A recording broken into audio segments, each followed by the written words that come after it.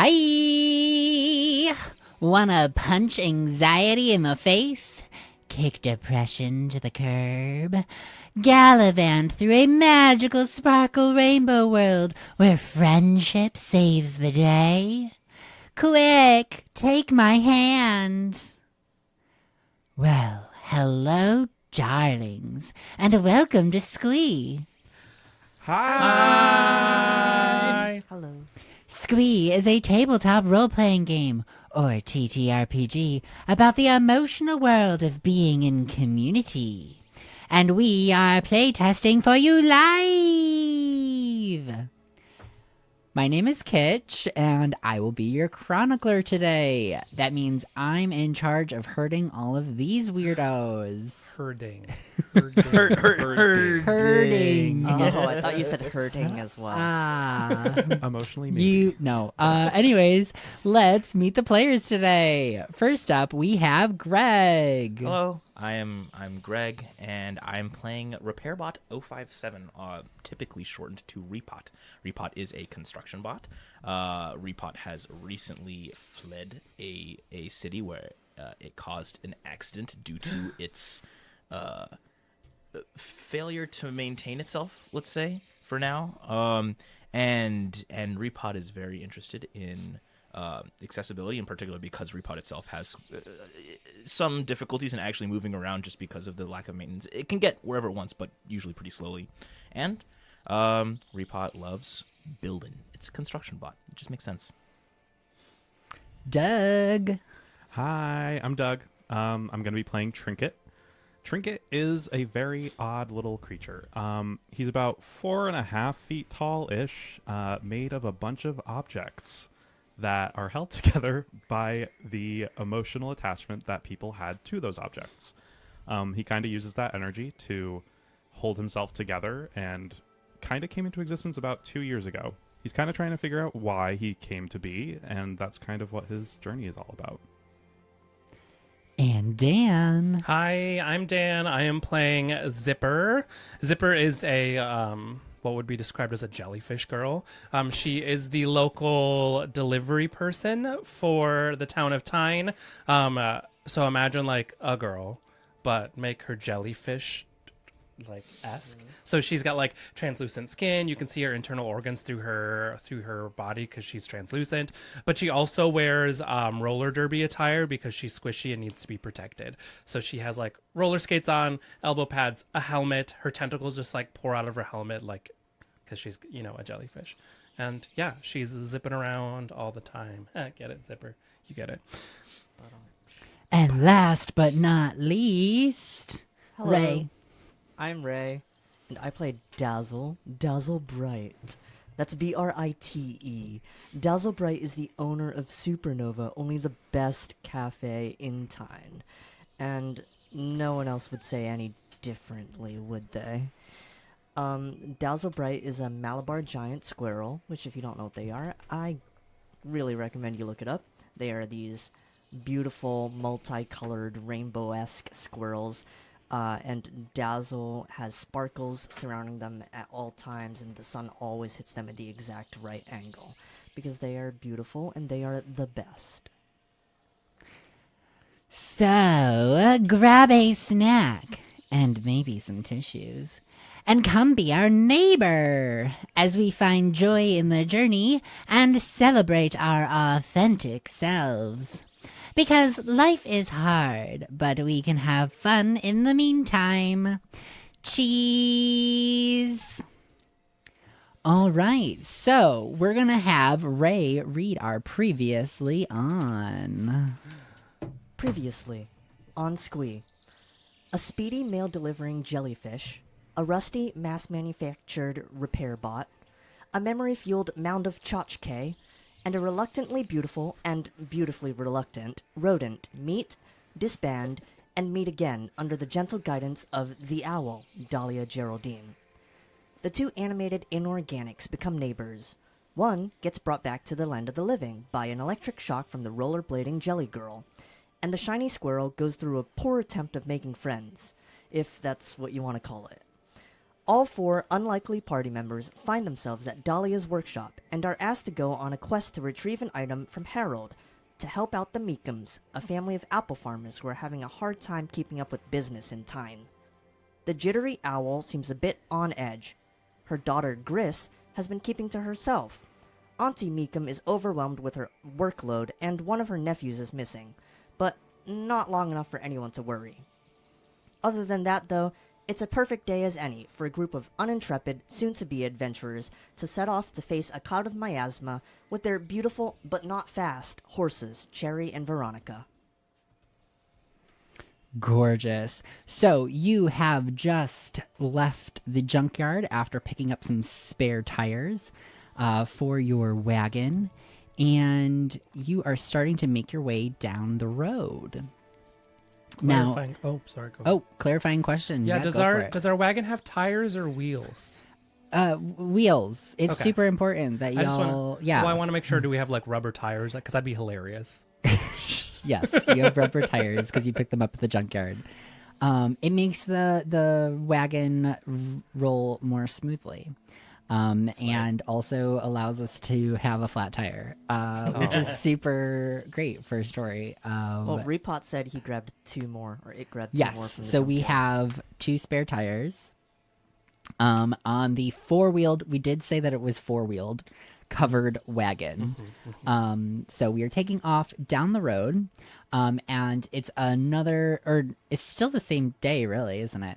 We haven't slept. We just have been going, ready to get out on the road on this beautiful adventure that is going to go perfectly smooth and there will be no issues whatsoever. Nope. And that's it. That's the adventure. Goodbye, everyone. Nice. No. See you next week. So yes. So as the cart takes off down the road, you hear the light flapping or plapping, I think would be the more appropriate term, Plap, plap, plap. of frog feet running behind the wagon. Dazzle, as you turn around, you see Groke running after the cart, waving the letter that you wrote them, not saying goodbye in person, and holding a beverage in the other hand. As this is happening, how do you all respond? Someone stop the horses. I believe Repot is probably. I think last episode Repot said that it could drive, so I think Repot maybe like pulls on the reins a little bit to slow the cart down to a stop. I wait until it gets to a complete stop and prance off of the wagon onto the ground, dusting myself off as I do so, as I assume there's a bit of dirt in the air from the wagon. Yeah. And I don't approach Groke. I wait for her to approach me, even though she's running, and say, "What is it now?"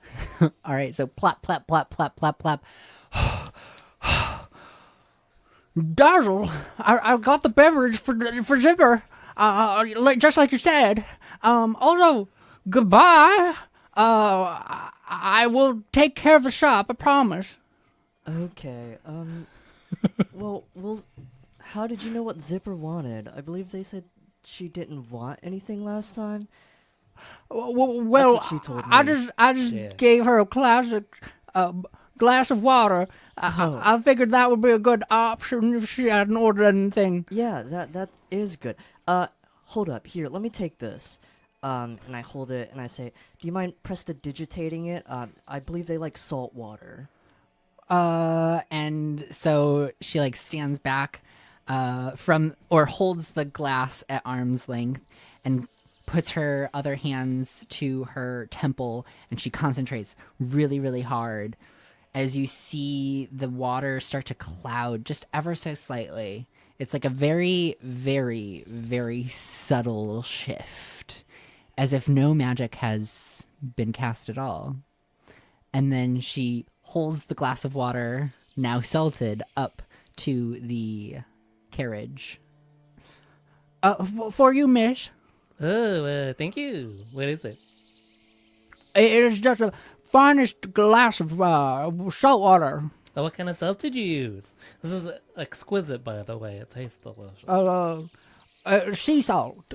Oh, that would make sense. Yeah, table salt doesn't work quite well for like a good salted water.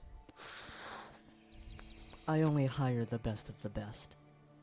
Okay. Well, that will be all. I'll take good care of the store, Dazzle. Thank you, Groke. Have a good one. Goodbye, everybody. All right. Goodbye. See ya. Bye. It was nice to meet you in this one moment.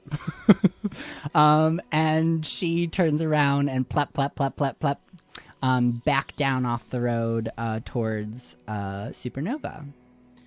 I think Repot starts the cart back up again. Your friend is very devoted, Dazzle. They all are. They work under me, of course. Oh, fair enough. Is that why? Mm-hmm. Oh, okay.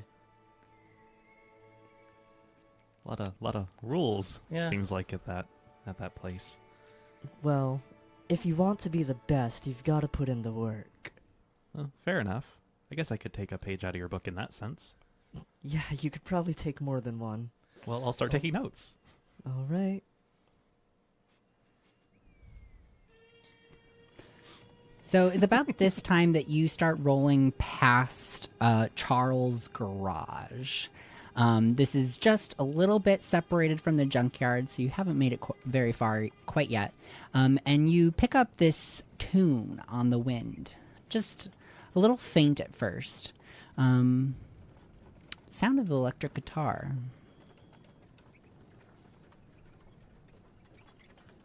Analyzing. New sound detected. Yeah, it's very pretty. And Trinket's going to start humming along with it with the harmonica that he has. And just kind of going along with the tune. And the cart continues to roll down the road.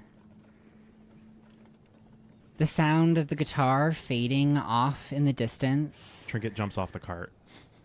Okay. Whoa. I want to go see where that's coming from. I've never heard anything like it. Trinket, being very curious about everything that's new around him, wants to go and see where that is coming from, and he Okay. starts going off in that direction. Do you think they sell cassettes? Okay, well, I'll come with. Now that everybody has jumped off of the cart, Repot brings it to a halt, perhaps a little belatedly, because I don't think Repot is intending to go anywhere without them. I don't know if Repot is. I think Repot might watch them until they're out of sight, and if they go out of sight, then Repot will basically reluctantly start following. Because it is kind of difficult to, it's forest. It can make its way through it, but it'll take a little bit of time. So I think it starts following out after a short period, after it basically decides it's not gonna wait for them to come back. But Repot is basically bringing up the rear, I guess. Yeah. It's gonna take its time. So, Trinket, as you are making your way towards Charles' garage, which is the source of the sound, it does start to get a little bit louder. I continue to play my harmonica as I approach. Zipper is probably doing circles around the building at this point. As she waits. So it is a pretty standard, garage, not attached to any other building. So it has a big garage door on one side, really high windows, small, that kind of foggy pane that's just covered in dust, all closed. Just a couple of them, maybe 3 along the top on the right side if you're facing the garage door. And yeah, you hear now what sounds to be a full band. There's an electric guitar, you can hear a bass, a drum. Sounds like somebody's having band practice. Okay, and you said the garage door is closed? The garage door is closed, yes. I knock on it very gently. All right, so you knock on the door. The metal rattles beneath your hand, but the music continues uninterrupted. You got it? Does anyone? I don't think I can knock loud enough, and I worry that I'm going to interrupt them if I knock too loud. So, anyone feel okay with interrupting? Anyone at all? I mean, they could be playing better, and it's not my place to say that to them. So I think I'm Really? good out here. I think Repot is like slowly trudging out of whatever like woods there were. It's like You have like a tree attached to yeah, you. it's I'm carrying it. You know, like Oh, it's yeah. it's You're this like, could be "Supplies." this could be useful later. I mean, I had to chop off the branch in order to get around it, anyways. I may as well take it with me. So I think as Repot approaches, it sees like a road it could have taken to get here. It would have just taken a little bit longer, but it was like. It does this kind of like slump with the branch that it's holding, and then it brings it back up and comes to join where everybody is just kind of standing around the garage, and it says, "Query." Repot, Tinker was asking you to knock on the door. Repot just immediately just like takes this branch and at a speed that's like perhaps a little bit more fast than it would be comfortable if you were actually knocking on a door. Just kind of whams it against the garage door, and there's like a pong. So you bash this into the door, and it's quite loud from your perspective. But again, the music continues, uninterrupted. Let's go. Repot, could you pick me up to the windows? Repot basically crouches down a little bit and creates sort of like using the arms it has. It sort of creates like a little mini ramp because you have like a whole perfect. bunch of different pieces that you have to kind of get up there. Yeah. I think it actually uses the branch kind of in the middle of it all, so you have like something that Just a walkway. just a walkway basically in order to get up to wherever it is you're trying to do. Perfect. Okay, so I kind of scamper up that, and I look through the window, and I just kind of try and wave and make eye contact with whoever's playing. With your glasses. Yes, with my glasses. My eye contact in air quotes. Zipper will also scramble up and like grasp up onto your shoulders. She's pretty light. Ow. She doesn't have a lot of weight, so she's Fair. Yeah. So as you look through the windows, you kind of try to wipe away the grime on the glass. But unfortunately, most of the grime is on the inside. So it's very, very blurry. You can see a couple figures moving around inside the garage. You get a couple flashes of color, a lot of black and red. There's definitely like a glint from something that keeps like flashing in your eyes. But you can definitely see like a blurry shape of a drum kit, somebody like smashing away at the cymbals, and there's definitely somebody singing on a mic. Their guitar probably looks red, but maybe that's their shirt. It's all very blurry. It's still too hard to see. Zipper, you were zipping around. Yeah. Did you see any other doors or entrances to the building? I mean, there's like the front door for Yeah, so there's the garage guests. door, and then there is like a side door for like well, people. maybe we try and see if that's unlocked. Maybe just casually let ourselves into someone else's property. I don't think I can do that. I mean, it's like a store though, right? It's like a storefront kinda. Or is it a home? It's like a I see that. standalone garage. Are you asking if it's like a Oh. Yeah. repair shop or if it's Gotcha. just a garage? Yeah. It's, Yeah, I got it. So you would know because you've met Charles, Trinket, and Repot now. So Charles lives right next to the junkyard. Oh, yeah. So his house is a little bit away. He has this garage on the property that's detached. And there's like a bit of a distance between the two. So like you would have to like walk maybe 100 yards to get to his house.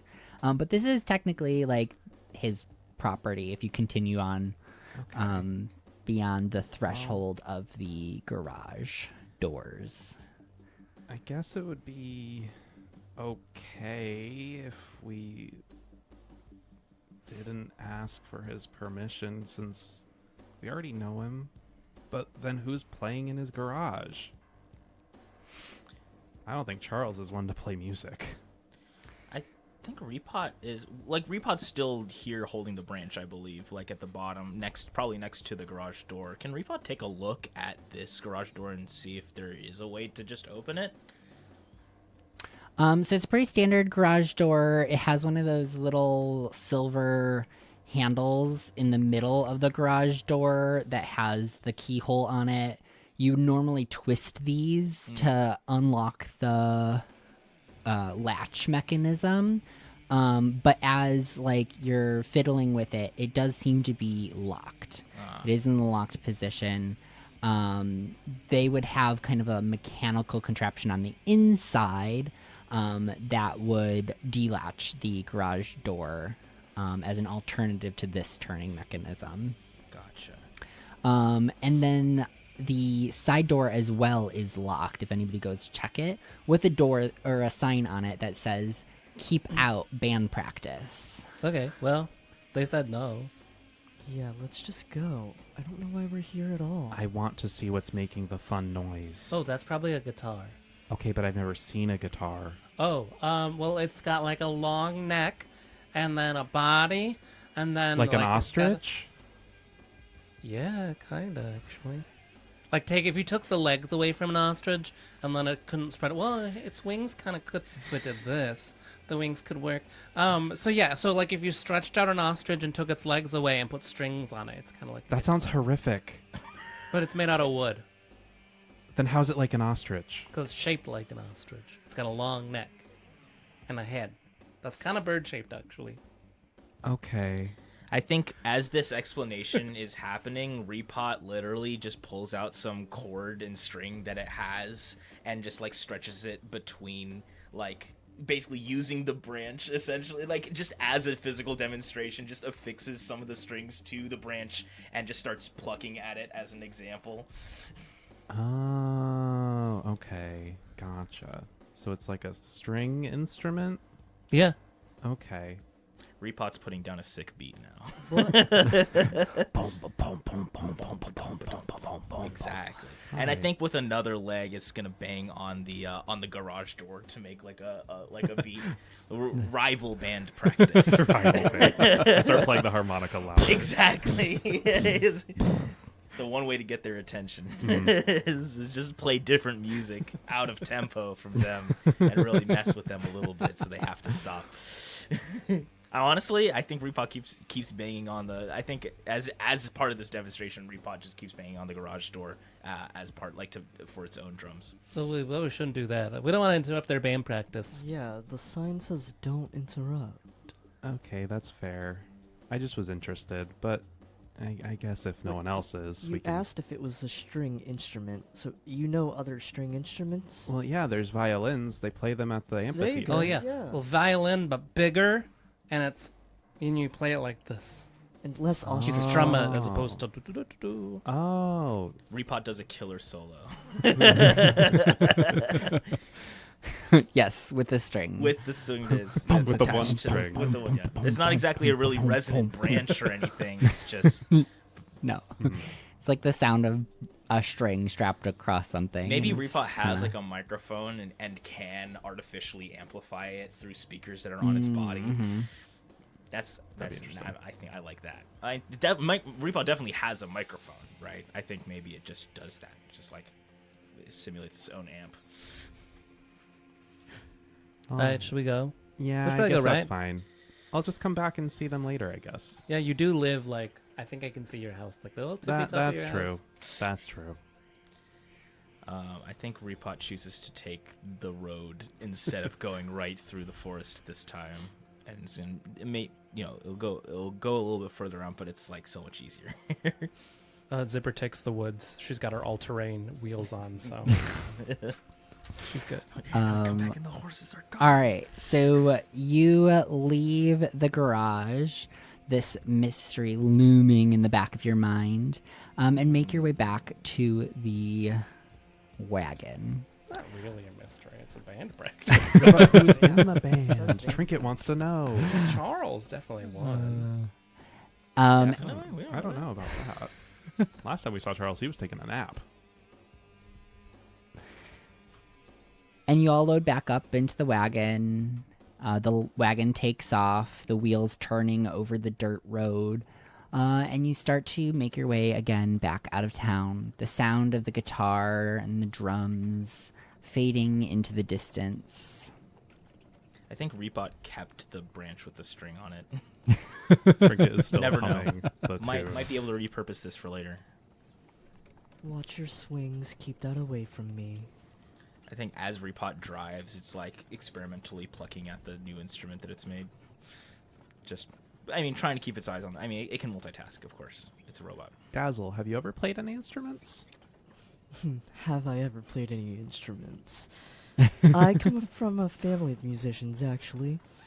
The Brights are all masterminds Oh. at music. So, yes, I have. Then why did you go into coffee? I'm here to be different. I'm not here to be like them. That's fair. They do sound cool though. Sorry, the Brights. Yeah, musicians. That sounds fun. They're okay. Okay. They don't dazzle as brightly as they do. Oh. Someone understands me.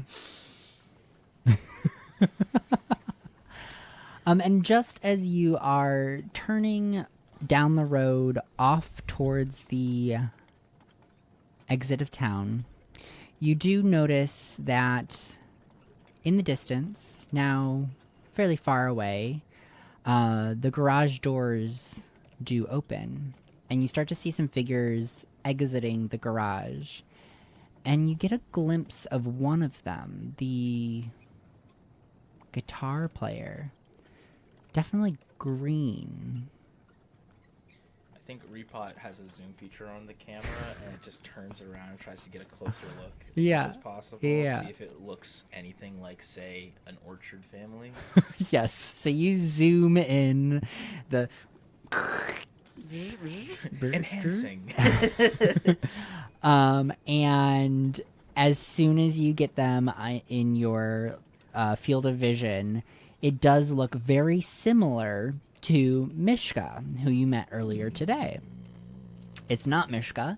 They are wearing all black, kind of ratty clothing. There's like some text splayed across it, but it's really hard to read. It's very faded. There's like splattered bleach across it. You see they're wearing these like dangly earrings, dark eye makeup. Their hair is like spiked up on top of their head, black nails. So very aesthetically different than Mishka. But you can definitely notice the similarities. Nico is the one that we spoke to, right? This is Ray. So we had a little bit of a flip-flopping issue happening last session. We met Mishka, Yeah. and then we called him Nico a couple lot of times. no. Yes. Okay, That- that's yeah, why I'm yeah, yeah. confused. Yes, that is why we are a little turned around. They're siblings. They're probably called together all the time. Yeah, by their parents. Yeah. Yeah. So you can safely assume that this is Nico, the one that has been missing from his job at the orchard. Which, as you're like kind of watching them dissipate and move on with their lives, you see Nico kind of goes off in another direction away from where you're heading. You're heading out of town, and you're actually heading towards the orchard, which is the last stop before you reach the edge of town. So Nico isn't heading towards the orchard? He's going No, in a Nico direction. is not heading towards the orchard. He's heading off towards the woods.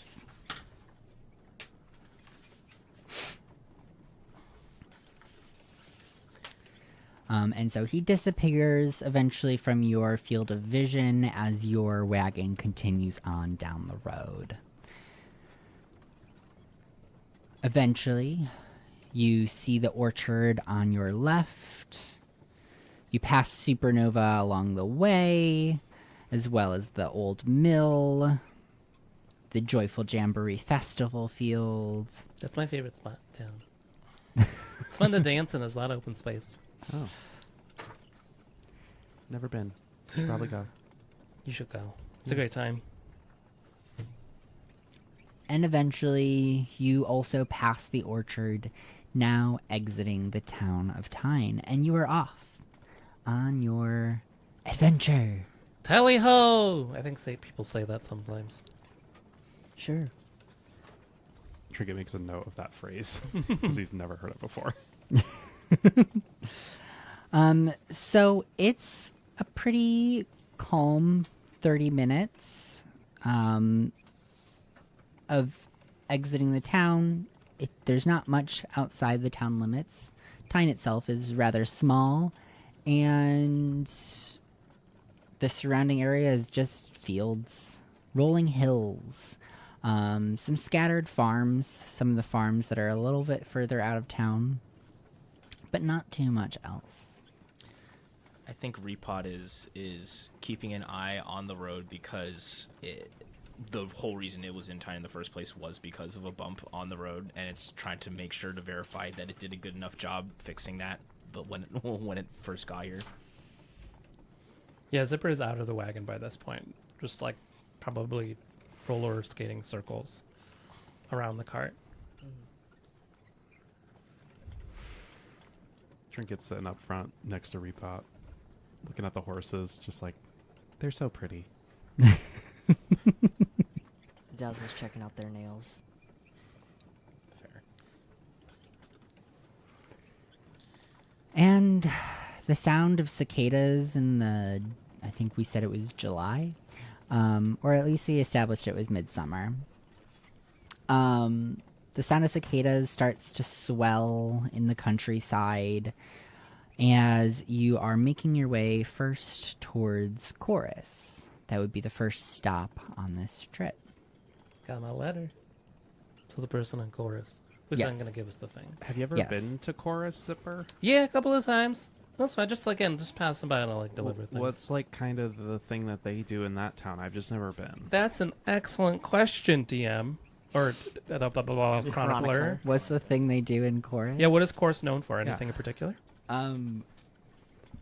According to Dahlia, it's known for a cord that they make. Oh, okay, fair. There's a place there that makes a cord. No, I mean it's not really known for anything. It's just another small town. So I free reign. Got it. Got Yeah. All right. Well, yeah. Well, in Chorus, they have like half of the town is like a manufacturing side, which is I'm assuming where we're gonna get the cord that we need for Dahlia from. The other side is mostly restaurants. Oh. They're big on food. Oh. So that people makes work sense. and then they get food, and That then they makes work and sense. get All food. the farmland, Yep, you know, mhm, probably mhm. pretty plentiful. Very like farm to table sort of vibe. Oh. Yeah. If I could eat, I would probably enjoy that. You've never eaten before? No, Have I don't you have tried? a. Have you seen that I don't have a mouth? But I mean, How are you talking? Wait. oh, I just kind of, I don't know. Somehow sound comes out of me. It's Oh. just always happened. Could you like form a mouth? Could you like? Well, my harmonica I kind of leave in that spot just to give someone to look at something. Well, Kinda like the they do look glasses. like teeth, kind of, in a weird way. Yeah, I can't really smile though. It's more of a Yep. you okay. see it. Yep. You know.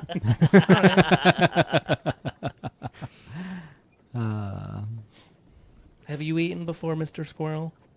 Yes, I've eaten. Okay, I before. didn't know. No squirrels.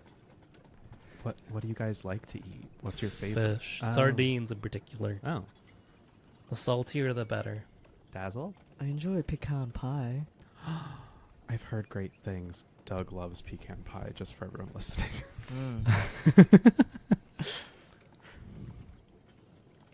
I mean, Repot has no opinion on food. Repot is staying out of it. Repot is just like silent for this whole thing. It Repot's has like- nothing to contribute. No idea, man. Do you have a mouth?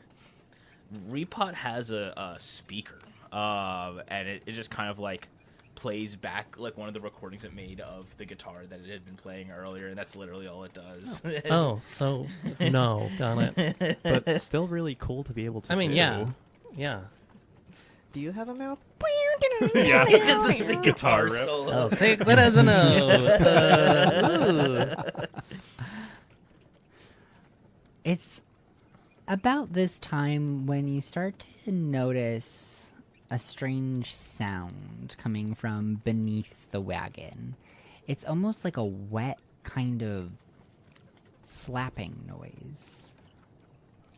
Dazzle, did your Clap, frog clap, clap, friend? clap, Yeah, did your frog friend steal away? I think as soon as Repot hears this, I think Repot is probably the most attuned to the actual state of the vehicle and is like always listening for different sounds, especially to hear if it's like, you know, are we going over a rough patch of road or whatever. Like Repot's been paying attention basically to the sound of the vehicle. I think Repot hears this and you know, brings the vehicle to a halt and just to do proper maintenance on the vehicle. It's important that this thing doesn't fall apart. And it goes to check out underneath the vehicle to see if there's something that it needs to take care of. What happened? Yeah, what's going on, Repot? Damage report. And then Repot goes and checks underneath the wagon to see what there is. Yeah. So as soon as Repot, you don't jump, rolls off the end of the, Fair. right? You don't jump. I mean, I you have can jump, appendages, but yeah. when it requires like I have to basically charge up the jump and make sure that everything's angled at the appropriate place and won't like accidentally bend. Calculate. A whole Yeah, 2%. I have to calculate my jumps. You gotta right? calculate It's your way jumps, easier yeah, just yeah. shove myself off with one of my Yeah. arms. I just kind of shove myself off and catch myself if I can, because I'm really good at catching myself. I'm really good at freezing my limbs, but like directly moving them all in the same direction at the same time is perhaps something that requires a little more effort to do. I have that problem sometimes. Yeah. So as you make your way off the back of the wagon, you actually hit the ground with a bit of a slap. Oh. As the ground kind of sticks beneath you.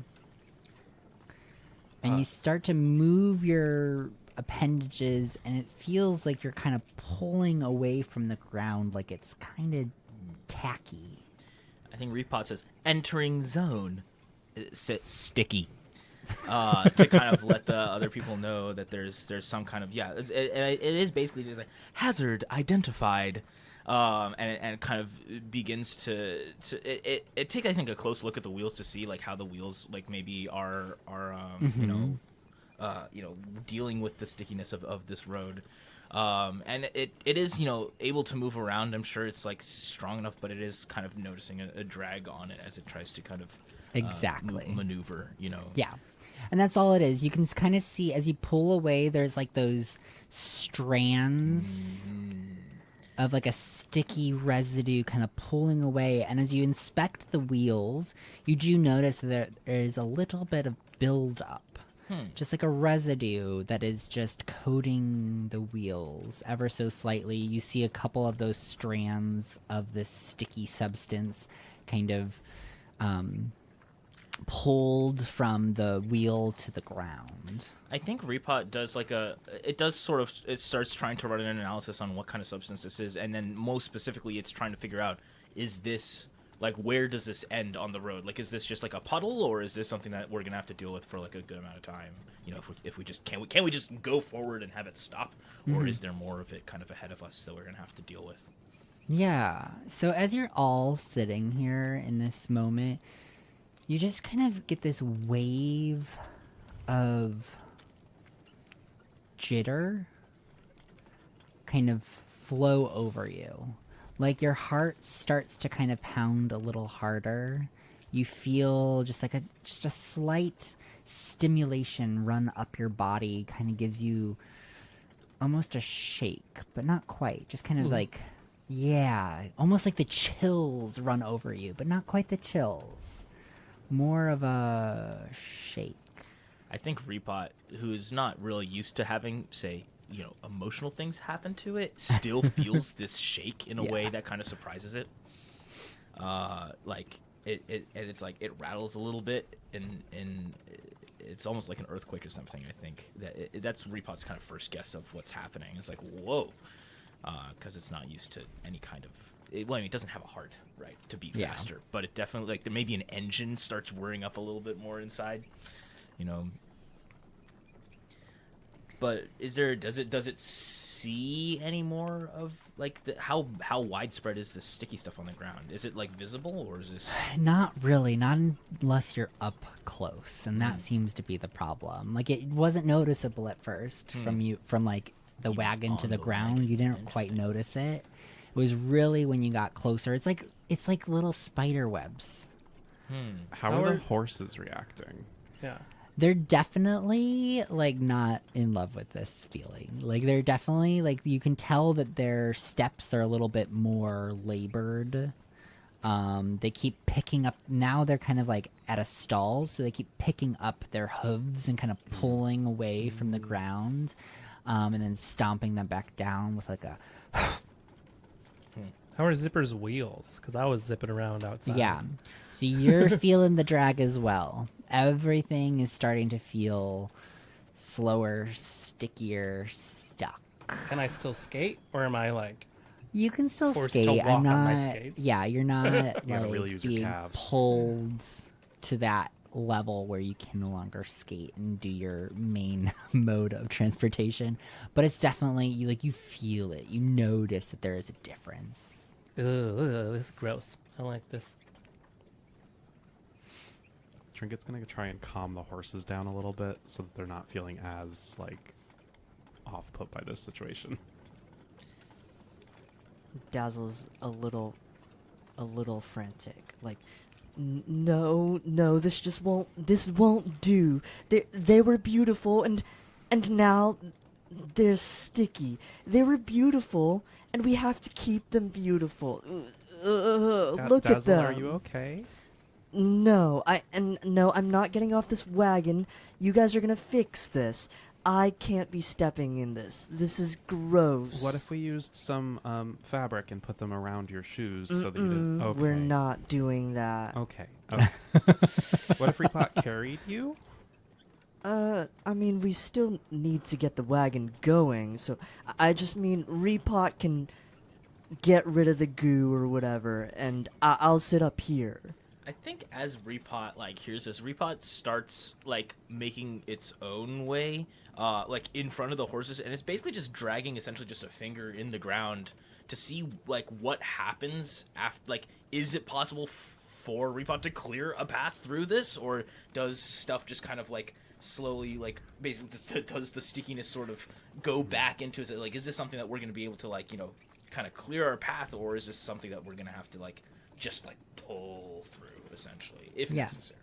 Give me an intelligence roll. I do have a +3 or in intellect that. roll. I got a +1. Is that just one die? It's 2d6, and then you 2d6. add your modifier. Okay. If Well, you I have pretty good anything that you would modifier. like to invoke, you can do that as well to get an extra die.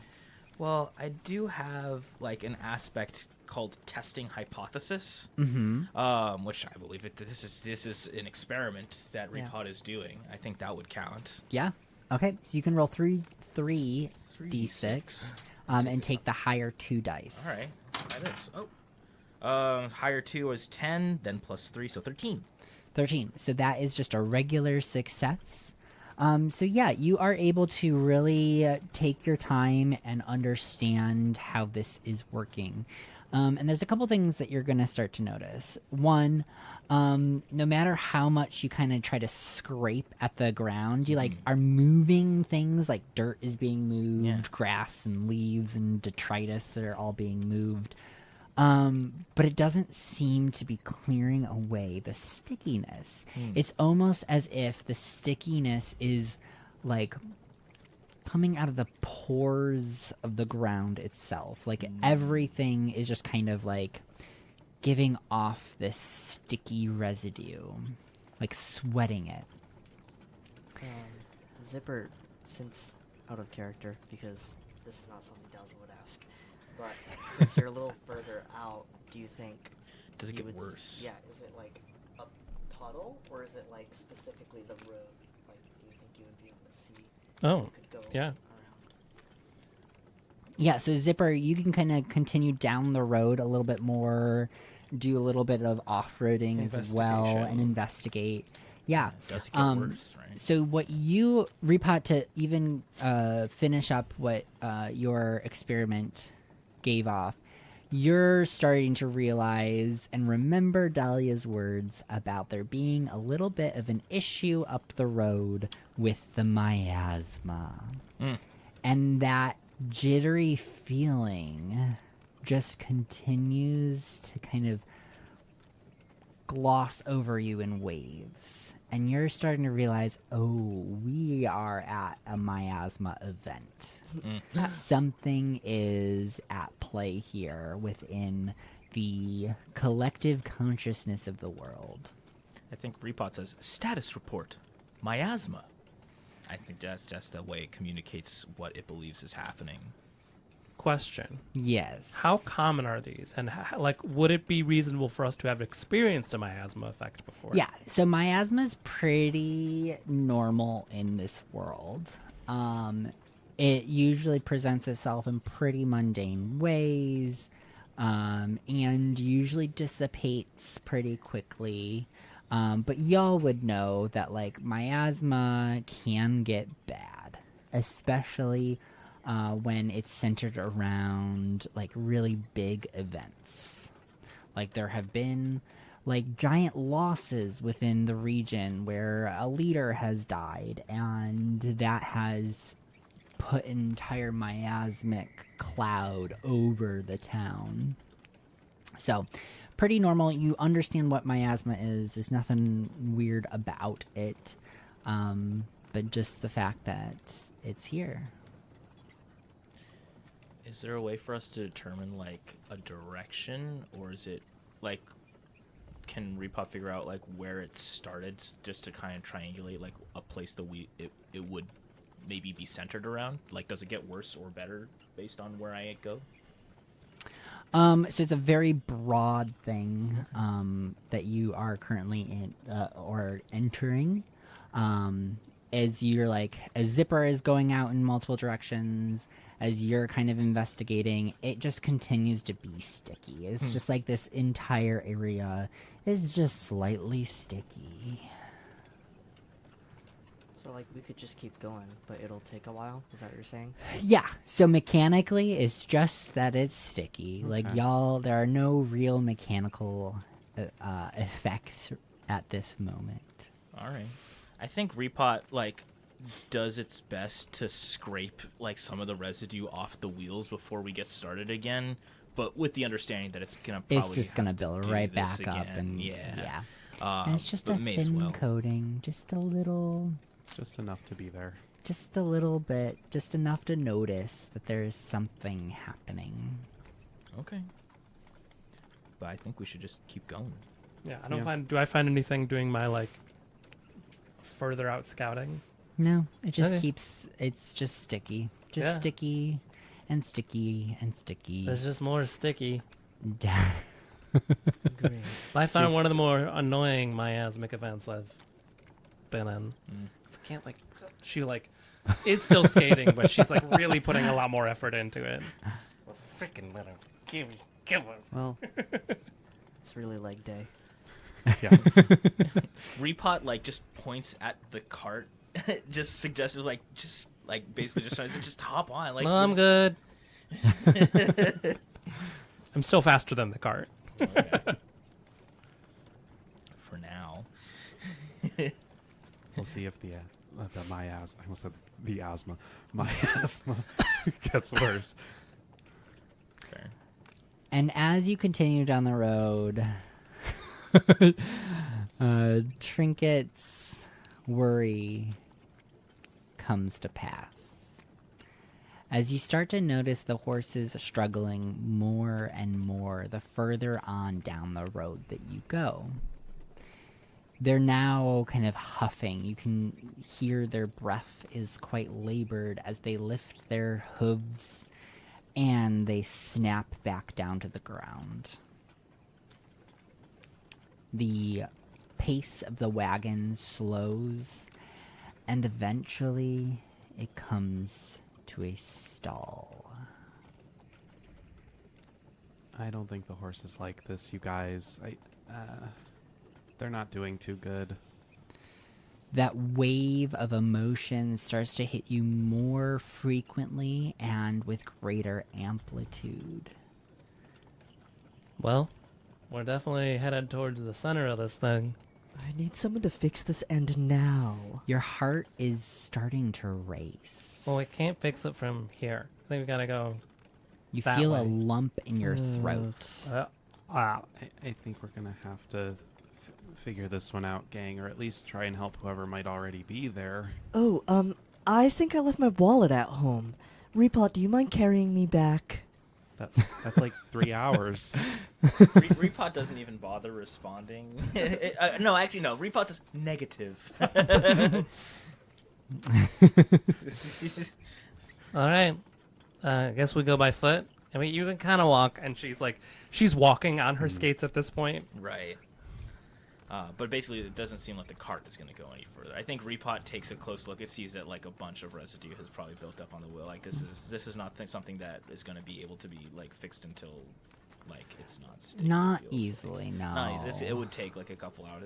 I'd have to like build a road of my own, basically, to even get the cart really going at any kind of respectable speed. That would be faster than walking, so we may as well just walk.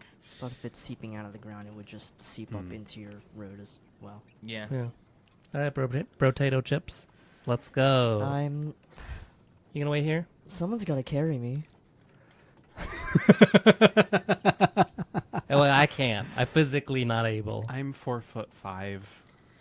Repot like does a little like you can see the torso come down a little bit in a sort of simulation of a sigh, and then it stretches out a hand and just and basically it offers basically a way you could basically ride this. Basically, you can ride the robot, but fair warning, and I don't think Repot is going to tell you this, but this is not going to be a smooth ride. Yeah, this is and not you're- good. This is going to be incredibly unpleasant, in particular because it's like. When Repot moves, it's not like a spider kind of casually walking across. It has to like bang on the limbs in order to get them into the right position, and then like it'll like switch halfway through, like going in one direction as one of its limbs sort of locks up, and it kind of it's a little bit more like rodeo than really being carried. So I think Repot maybe doesn't even tell you this just because this is something you're gonna have to learn. But that's how Repot moves. So if you want to ride Repot, if you don't hold on, you will get dumped into the sticky stuff, and it'll be even less pleasant than if you were to just walk. Is the sticky stuff just on the ground, or is it like every? Yeah, It's on just the trees. ground. Okay. Yeah. Okay, Mr. Squirrel. Oh, Oh. Repot. There's carries not you a over to ton a of tree. trees, though. Oh, Okay. okay. Gotcha. I thought we might have been The like a forest. environment Darn. until you reach the forest Okay. up towards Legato Lake. On the other side of Legato Lake is where the forest is. Okay. This entire yeah. region is hills. Gotcha. Okay. Well, These are rolling hills. So there's a couple scattered trees, but it's not a forest. Okay. Tinker, do you have any blankets? it's Trinket. That's what I said. But I think we have some in the back of the wagon. Okay. Chop chop. Okay. What are you gonna do with them? Oh, Tinker's gonna lay one down. I'm It's gonna step Trinket. on it. They're gonna put another in front of it, and then we'll just go like that. Won't well, that make the blankets all stick? We need those Yeah, for we need when those. you guys need to sleep. yeah, I would like a blanket not to be sticky when I sleep with Well, it. the robots don't need to They- sleep. Do you they? can use your own blanket. That's why we only have 2 my blankets. blanket. Yeah, that one's That's mine. funny. That's one I was using. It's okay. Yeah, but these two, they don't sleep, do they? Yeah, but we only brought 2 blankets because we only needed 2 blankets. God. What? Okay. We were gonna bring extra blankets. I'll sit on Rust Bucket, and I'll hold on really tight. Okay, well, Trinket, do you want to go look ahead? We can scout ahead since they're gonna take this a will while. take some Yeah, that time. sounds fine. Okay. This will take some time. Now you are entering the challenge. There we go. Made it. Remember when we spent an hour getting a wagon? Oh yeah, throwback. And I was like, y'all, it's a wagon. It's a wagon. All right, so, Dazzle is going to be carried by Repot. Hold on for dear life, as you all are going to try to walk down the road to continue on this path. So we are going to introduce, as y'all were asking me before we went live, we are going to introduce the circle, the compass, the character compass. So the character compass is a map. It's like a little system for how we handle dysregulation in this game. And so it goes from chaos, which is the bottom of the compass, up through the sun and the moon into eclipse, which is balanced. So we're going to play around with this. We're going to play test this a little bit and feel it out. But I'm going to want everybody to place their ring on chaos. We're chaotic. So we are entering the thick of it. We are entering the miasma, and the miasma is plunging us into chaos. It is forcing us to experience the emotion of the miasma itself. Oh, one thing. Yes. I'm gonna give Repot a rapport. Oh, there we go. There you go. For carrying you. Fair enough. So, everybody is going to be in chaos, which there's a couple important notes for when you are in chaos. One, you will only have access to your aspects that are related to your form, your characteristics, and your archetype. You do not have access to your aspects related to your vibes, inner or outer. I have access to your compulsions. So, those can be used to make you all roll with disadvantage if they pertain to the story. I understand now. Rude. Yes. Rude. So, the goal of the compass is to eventually attempt to get yourself out of chaos into either your sun or your moon. Moon being your inner shadow self, sun being your outer light self, if you want to think about those two concepts. So in order to move through up into one of those, you either have to spend harmony or rapport as shown on the compass, and then you have to incorporate one of your characteristic aspects into roleplay during that resolve, is what it is called. So if you ever want to take an action that resolves, you will declare it. You will tell me how you incorporate your characteristic, and it's either going to be your mask, or it's going to be your, what is the other Habit. option? Habit. So if you declare your habit and you spend your harmony, you can move into moon on a success. And if you declare your mask and spend rapport on a success, you will move into sun.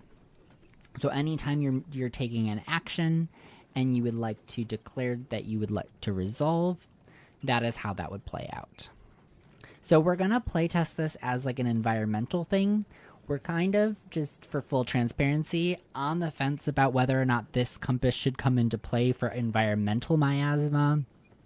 We know it's going to be coming in to play for the affects themselves, but we're toying with this idea for the environmental. So that's how we're going to do it today. We're going to run with that, playtest, see how it feels, and then move on from there.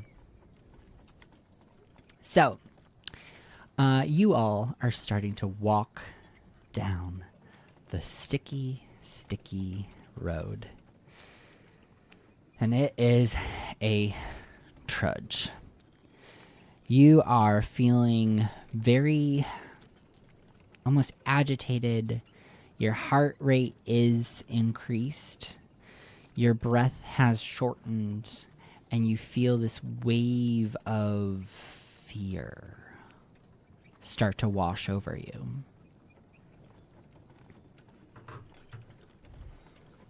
Trinket starts rattling like the Tin Man. Yeah, Zipper's trying to skate, but not doing so, and she seems frustrated. She's like, "Well, can I? Yeah." She's every time she skates, she just goes boop, I think Repot is having well, especially because Repot is carrying another. Like it's under kind of a load, especially if you say that there's fear that comes over. I think Repot is in particular struggling to like find secure footing in general, just because like everything is sticky. It's not really able to have like the full freedom of movement in its limbs, which aren't always great at the best of times. And so like it will take a step and it'll try and pull the leg that it needs to pull to move to another place, and it'll just like it especially because of not always having full range of motion. It kind of struggles. It's moving. I mean, like, yeah, it's been moving slowly, but it's moving a lot slower now. But also it's having a tough time figuring out where to put its feet down in such a way where it won't just kind of get completely buried in sludge, right? Especially if the sludge has been getting worse and worse and worse. In my head, I imagine that it's getting deeper, right? Yeah. Like the places where it is safe even to step are getting fewer and further between. And I think Repot's definitely struggling with like trying to find a place to even put its feet down in a way where it's like, well, when it has to pick it back up, it will even be able to. Because right now it's having a hard time. Like it has already gotten stuck like 3 times. Like trying to, and it maybe like I think it would like point at the leg and ask Dazzlebright to like yank on it a little bit, like just to try and help it get free. In the interest of, if I'm going to be carrying you, I will need your help actually moving around the environment. Yes. All right, so the first challenge, I want everybody to roll me a body. Oh no. Oh boy. Well, actually, body isn't too bad.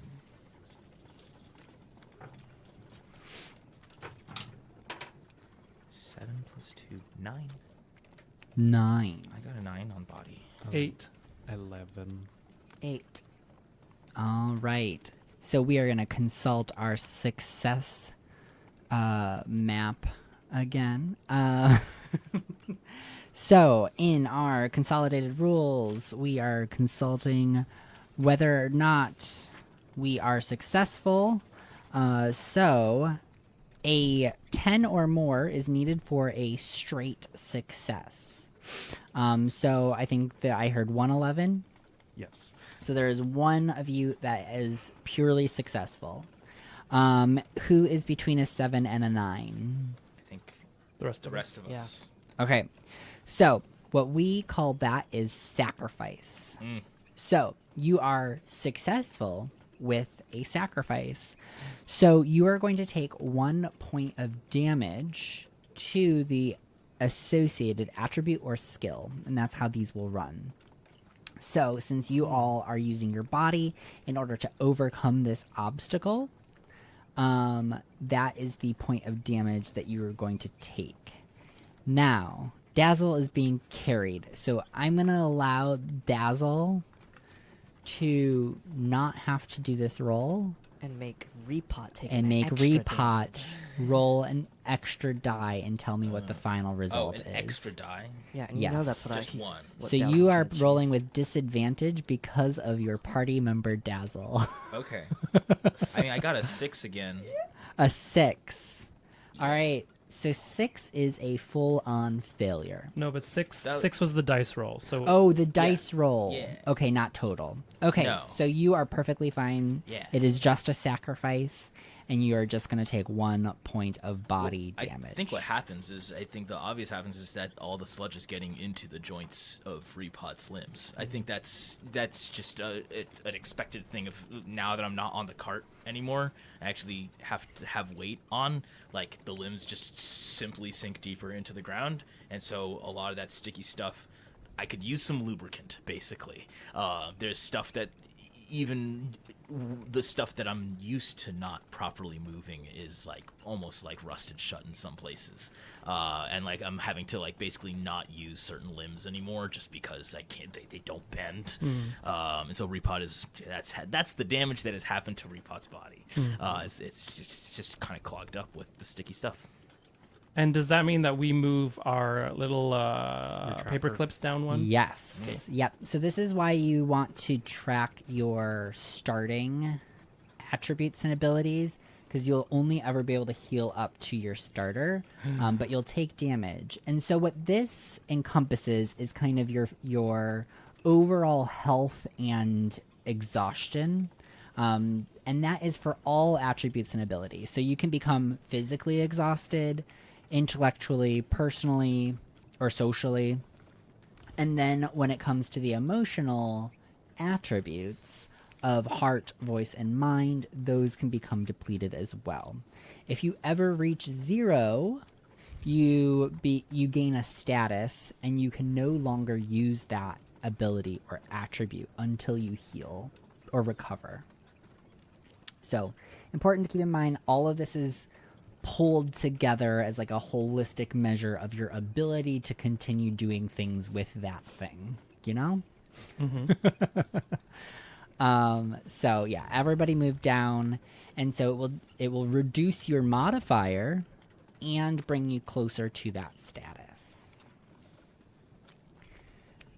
All right, so that was challenge number 1. Stickiness. Sticky. Sure. And as you all continue on down the road, you start to notice that it becomes slightly easier to walk again. And as you continue further, it becomes more so, and more so, and more so, until eventually the road feels again normal. Path complete. You have exited the cloud of miasma that was over that area. And so that's kind of how those environmental challenges will happen. This was a very straightforward one. The ground was sticky for a little bit. You all made it. What about the horses? Yeah. And, well, you left the wagon. Did you bring the horses? No, we specifically left the horses because they couldn't lift their feet. Yeah. So you left the horses in the wagon on the side of the road. We can't do that. They're gonna starve to death out there. No, Tim said nobody dies in time. Not even the horses. We will resolve that later, I guess. I don't know. Y'all are okay. making decisions. Wait, what are we supposed Do our like wheels or gears or whatnot? Do those all clear up on their own? Yes. So like the miasma, Yeah. the strength of the miasma, even if we've picked it up per se, Yeah. also weakens. Yes. So it's just like an area effect. And you have exited that cloud of miasma. Okay. If you put Dazzle down and you can wait here. Thank you. You don't mind the dirt? Is that okay? Is the dirt okay? Sorry. It's better than the That was goo. aggressive. Do you think the 3 of us could go back and try and pull the horses through? I'm gonna go back through that. For the horses? To help those horses, Okay, I would do yeah. anything. You're right, Cherry and Veronica, my beloved. You're beloved, but you won't go help. Okay, it's fine. I think Repot. Do you have something to say, Tinker? It's Trinket, and that's all I'll say. That's what I said. I don't know if Repot does want to go back through that. Repot's limbs are already just like. I think Repot might spend a little bit of time just trying to dig out some of the gunk from the joints where it's got. I don't know if Repot's gonna be heading back. All right, well, Zipper, ready for an adventure? Yeah, I guess. Okay, oh, hold on. Zipper is going to, like, sit down on the ground and lock up her wheels so she could just walk instead of try and skate, which hopefully will help. Repot sees this and realizes, like, yeah, Repot isn't going to go back, but it can definitely give you all, like, better ways through this, right?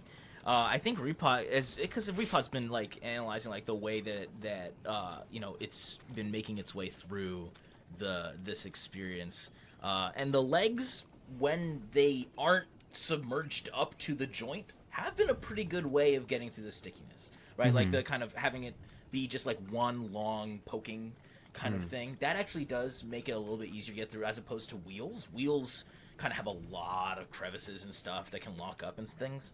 I think Repot basically kind of sees your shoes and sees you lock it and it gives Repot an idea. It's like, well, why do you need the wheels anyway, right? And I think it starts fashioning maybe some kind of like sort of like stilts basically that can kind of be attached to the bottom of your shoes to make it basically so you just like rise above all the sludge in a way that makes it perhaps a little bit easier for you to get around. It turns your roller skates into platforms. Maybe not platforms. I imagine it kind of sharpening to a little bit more of a point than a platform. Yeah. Just the idea being, I think it'll be easier for you to traverse through this kind of environmental thing if it's not wheels. Wheels are probably the worst thing that you can probably try and take through this stickiness. I'm so tall. Yeah. Right. So Repot, can you make me an intellect roll? Yeah. To see how successful this construction and Can I use the aspect widen the path for those behind me? Because I am. I guess so. Ooh. I have gone through this myself and Yeah. found that Yep. the pointy sticks are better. I think that is a good use of that aspect. All right, so roll that 3d6. All right, let's see how this is. That's the top two adds up to 10, and then plus 3, so 13. I'm really good at this. 13. All right, a regular success. And so what that will do is grant Zipper advantage on their body roll to go back through the sticky I'm gonna injure myself plane, going through this. and retrieve the horses. Trinket, you can roll just regular as that's well. You're fine. That's fine. Trinket's fine with that. So yeah, both of you roll that body. So Trinket regular and Zipper with advantage. A 12? A 12 is a regular success. A 9. A 9 is going to be a sacrifice. I'm gonna be injured after that. Oh, Yeah. no. And so does that actually bring you into the status of injured? Yes, it brings me All down to right. 0. So, because it's sacrifice, you are still successful with this endeavor. So you go trudging back through this sticky plane of existence. You get the horses and you disconnect them from the wagon and you lead them out of this area. But how would you like to roleplay injuring yourself in the Yeah, meantime? I think pulling the horses through like puts a lot of strain on her jelly legs. Mm-hmm. So they're just kind of deflated and like just a little bit wobbly. Like she's got to shake to her legs when she's walking around or skating around even. Gorgeous. So as you reconvene with the group, you all notice that Zipper is not in the best condition. Okay. She's struggling Don't worry about it. a bit. Fine. So here is where I would like to introduce the camp mechanics. So camp is basically our short rest or our recovery period. And anytime you're not in the middle of a challenge, you can camp. If you are in a challenge, there is always the ability to run away and go to camp. And this will happen somewhat automatically as you reach camp. But then you are also given some options. So camp is your time to recover your attributes and abilities. You can roleplay, have conversations here as much as you would like. You could even attempt to heal each other if there are certain ailments that you are struggling with that aren't fully recovered through the base recovery mechanics. The world is really your oyster. But this is your main way to recover lost points of things that happen during the challenges. So if you've spent rapport and you've spent harmony, you can roleplay scenes in order to get those back. And then also you can recover your attributes and abilities. And the way recovery works, it is automatically 2 points of abilities and 2 points of attributes. Anything beyond that will require additional rolls. That's kind of where healing comes into play. And healing is a risk. Like, you can attempt and fail at healing, and it will work the same way as any other action in this game, where there's sacrifice and failure, and which will deplete points as well. So if, say, I have been sitting on the ground and like just chipping away at all the residue that's on my joints, is that just the action I would take? Is I'm trying to heal my body? If that's how you would like to roll it, mechanically the stickiness ends when you exited that challenge, so like So that's just- really just role play. But you can So would my declare body that you're just- trying to heal. Yeah, well, like if I'm trying to get my body back up to what it was. Yeah. Yes. And you also do have those 2 automatic points of So- attributes and 2 automatic points of ability. So we've made it out, so I can just heal that without having to take any specific Exactly. action. Okay. So that's just Great. called recovery. So as you're resting, you're recovering your body, your mind, your social battery, all of that type of stuff. And that will just happen every time you get to camp. And then beyond that is when we start to talk about the healing mechanics. Right. Well, then, yeah, for roleplay, that's the reason that Repot even didn't go back for the horses, was specifically to do this, was to just get the stuff out of its joints. So, are you saying we're camping right now, or was that? A You are given an suggestion? opportunity to camp right now, and I was introducing the mechanics so that you understand how they work. Okay. I say we camp. Yeah. My legs are a little wobbly. if you jelly can't legs tell, but over I'm fine. here. I'm fine. Don't worry about it. I'm okay. Zipper literally can't roll for body right now. I just need to like sit down for a little bit. We'll be all right. Cool. And yeah, actually, all I took was 2 points. So Fair enough. And I actually want to give Trinket a harmony point for going back and getting the horses, because that made him feel good. Going into helping protect someone. Nice. Nice. I will too. There you Yeah. go. Yeah. Nice. Earned it. I helped.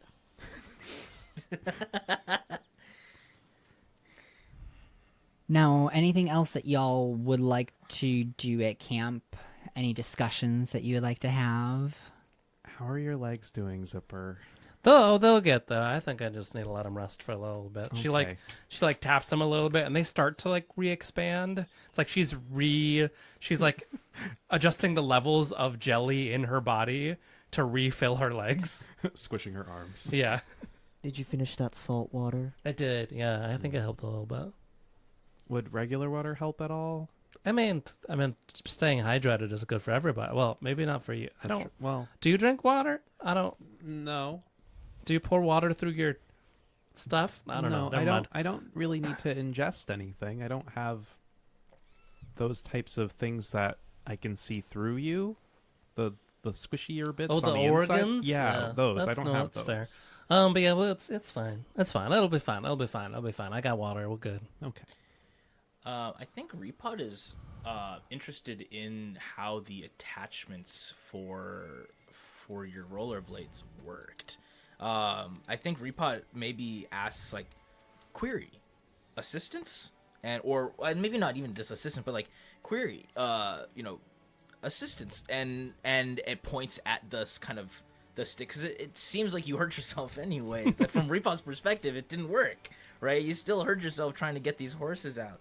But it is kind of like trying to understand maybe if it could have done something better to kind of to make it easier, basically. I would say they were helpful if my legs weren't so jelly. So helpful for somebody else. Like, I understand. Like, but just like jelly legs.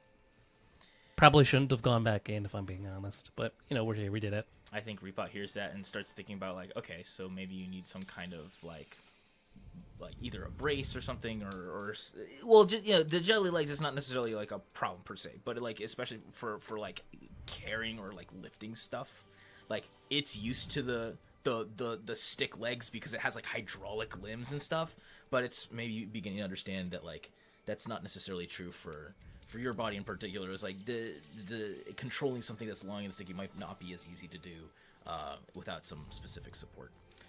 But I think that's what Repot is thinking at this camp, is trying to understand like, hey, my thing didn't help as much as I hoped it would. So Beautiful.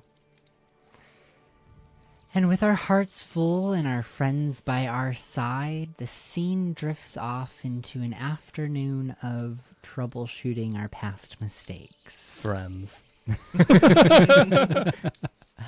And we too will drift off for a short intermission. In our absence, please take care of yourselves. Grab a snack, drink some water, and have a little stretch. We will be back in 15 minutes. A timer will count us down.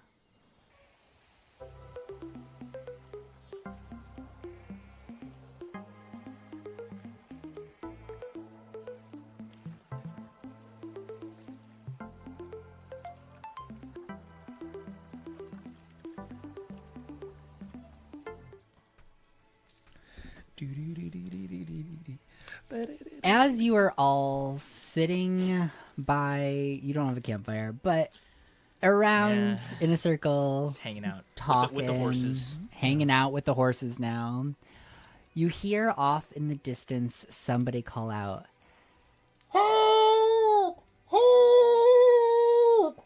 Help!" Are my legs healed by this point? Yes, you had Okay. camp. Cool. Well, I want to make sure it's like camp is done. end of. Okay, camp Camp is is done. done. Gotcha. No, we never enter. Mechanically, we will never enter a camp. Camp is a thing. It is buffered. It is a focus point of this game. Okay. We Got we it. want to keep that insulated. Neat. Sounds like someone's calling for help. In which direction? Navigating. Further Oh down my the God, road, what does my voice sound like? Somebody calls out again. That way. I almost put on a list, but where's she coming from? And I was like, that's not my voice. No. What's my voice? Repot's already on its way. Yeah, there it is. Okay, got it. Sorry. Yeah. So, I just speed off. All right. That way. So you all speed off down the road towards Well, this off really sad, helpless sounding voice, calling out for help, in need of assistance, as you reach the edge of a swamp. I can't go any further. I mean, I can, but I don't wanna. Yeah. Repot has brought along the stilts, the stilt attachments for your wheels again. No, I'll be fine. So you reach the edge of a swamp, and you can see that there is a person 100 yards out, sinking. Oh, Okay. Yeah, I'll fine. The water is at their waist. Alongside, you do notice that there are little sections of grass that are still poking out the water of the swamp. The whole area has just turned into a swamp. You know from looking at a map Sudden that there is not normally a swamp here. This is just a special miasmic swamp. Spontaneous Woo! swampification. Let's go. Spontaneous miasma. I would like to stick a tentacle in the water and see how deep it is. Yeah, so it's not very deep. This is like standing, trudging water. It goes up to maybe an ankle if you have ankles. I could do Ankle equivalent if you don't have ankles. I don't know how else to describe that. It's a couple inches. Not very deep. Ripper's. Oh my God, Ripper! I keep calling myself Ripper. No, Ripper is Zipper. not here. Jack the Zipper. I'm gonna take off my roller skates. They're not rollerblades, they're roller skates. I'm gonna take off my roller skates, and you all notice that she doesn't have feet. She's just another set of tentacles that are shoved into her roller skates that she uses to zip around a little bit. And she's also gonna take off her helmet, and you see that, you know, like the hood that a jellyfish will have, it pretty much is the same size. So it's like she takes off a helmet to then have a jelly helmet on. But this will allow her to like hop in the water and swim.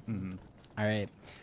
Gorgeous. So if you all hadn't already guessed, we're entering another challenge with the miasma, which means everybody put your token on chaos. It's already there. As the waves of fear start to wash over you, the moment you place a tentacle in the water, what? the entire area is just covered in this emotion. All right, so you begin to trudge through the swamp towards this person, calling out, "Help! Help!" I think before you get too far, I think Repot hands you a rope to bring with you to this person, so people who aren't necessarily in the swamp can maybe help pull, like, once you get to them. Oh yeah. I'll wrap it around one of my tentacles and hop in the water. I am gonna swim, not trudge. So because I'm squish, I think Yeah. You I flatten can. yourself. I essentially will just glide through the water flat, so that I'm fully submerged, and then I would like to, when I reach her, just push my head up underneath her to lift her up a little bit, because I can breathe underwater, so I'm not gonna drown. Ideally, hopefully. Gorgeous. So you're gonna give me a body roll. Okay, can I use Catch Yeah. Me If You Can, which is my body aspect, which essentially allows me to. It's kind of a twofold thing. It's one, I move really quickly, and two, I'm really annoying. So I typically can when we're talking about enemies, I catch attention of people if I need to. But in this case, I'd like to use it to swim quickly, and you'll notice she swims just as quickly as she rollerblades. And just help support this person so they don't drown. Yeah. So I will let you do so. So you'll give me a body roll with advantage, and this is to get to that person. Is there anything else that anybody is doing in the meantime? I'm gonna get on Veronica. Veronica. One of the That is horses. one of the horses, yeah. Oh, right. Thank you for remembering the horses' My names. We bestie's named name is them Veronica. last Back session. from town. It's she's not And here. I accidentally named her Veronica because we have an NPC named Veronica, and that's a big no-no when you My are bestie. playing these games, is naming Veronica's two my characters bestie. the same. So then I was like, oh, maybe I'll just call them Veronica S with an L, and then we have just established this as Veronica. Oh. So Veronica. There's I hope It's we don't horse get Veronica. into Horse. This is horse Veronica, and it's Veronica S. So she has a last name that starts with an S that we've established. The This is horse very has important. a last name. Yep, the horse has a last name. Don't worry about it. Oh, okay. This is the wagon situation all over again. There's a fly amanita person in the middle of a swamp. Okay, Oh, right. Yeah. Let's get on the horses. Oh, okay. Gotcha. Her last name is Swag. A mushroom person. Yes, so there's a mushroom person calling out in the middle of the swamp. Zipper is swimming out to them. Dazzle has gotten on to Veronica S, the horse. Repot, And I think, is planting its legs to for the rope specifically to Yeah. make it a little bit easier, just to have a sort of anchor if we need to pull them. okay, so you're holding on to one side One of the end rope. of the rope, yeah. The other so end I has can- been given to Zipper. Okay, yeah, so cool. Zipper can kind of if we need to pull them out of something, we Yeah. can try and do that. All right. 100-yard rope. I have That a lot of seems rope. reasonable. Yeah, It's a construction bot. that seems reasonable. I had to think Does it about come it for a out in a moment. spool from your Yeah, stomach? Yeah. I had to shove a couple things to the side in order to get the slot open, but it does once it's open, it's just unspools as necessary. Nice. All right. Maybe Shall I roll? Yes, do that Oh, roll. Trinket, are we doing anything? Trinket is helping Repot with the rope, just holding it, bracing it. Got it. Cool. That's a 10. That is a 10. So, I remember numbers so well. I did so Same. good in history class. So a 10 is a regular success. Oh, hell yeah. So you are successful without taking any damage. So you swim out to this person, and they go, "Oh, thank you so much. I thought I was a goner." I'm gonna swim around this mushroom person a couple of times to wrap the rope around, and then I will just push up underneath them to hold them above the water. All right. And then I give a little thumbs up. You just see one jelly hand come up from the water with a thumbs up. Cool. Like Terminator 2. Yeah. So, as you are in the water and you're around this person, you start to notice that the ground here is This is quicksand. Oh.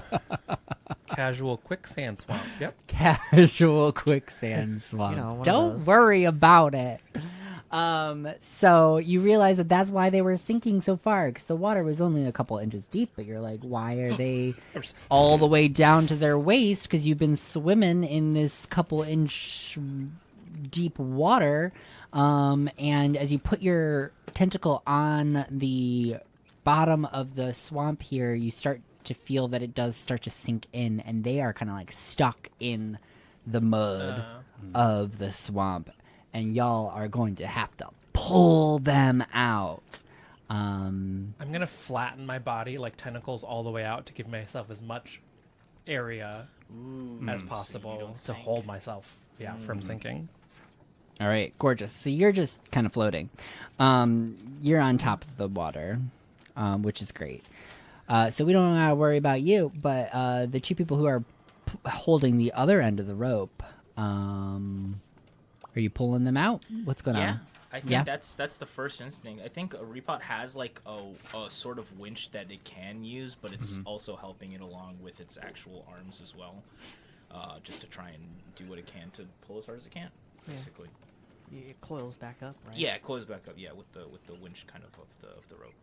And Trinket is also manually hand assisting by helping pull. Gorgeous.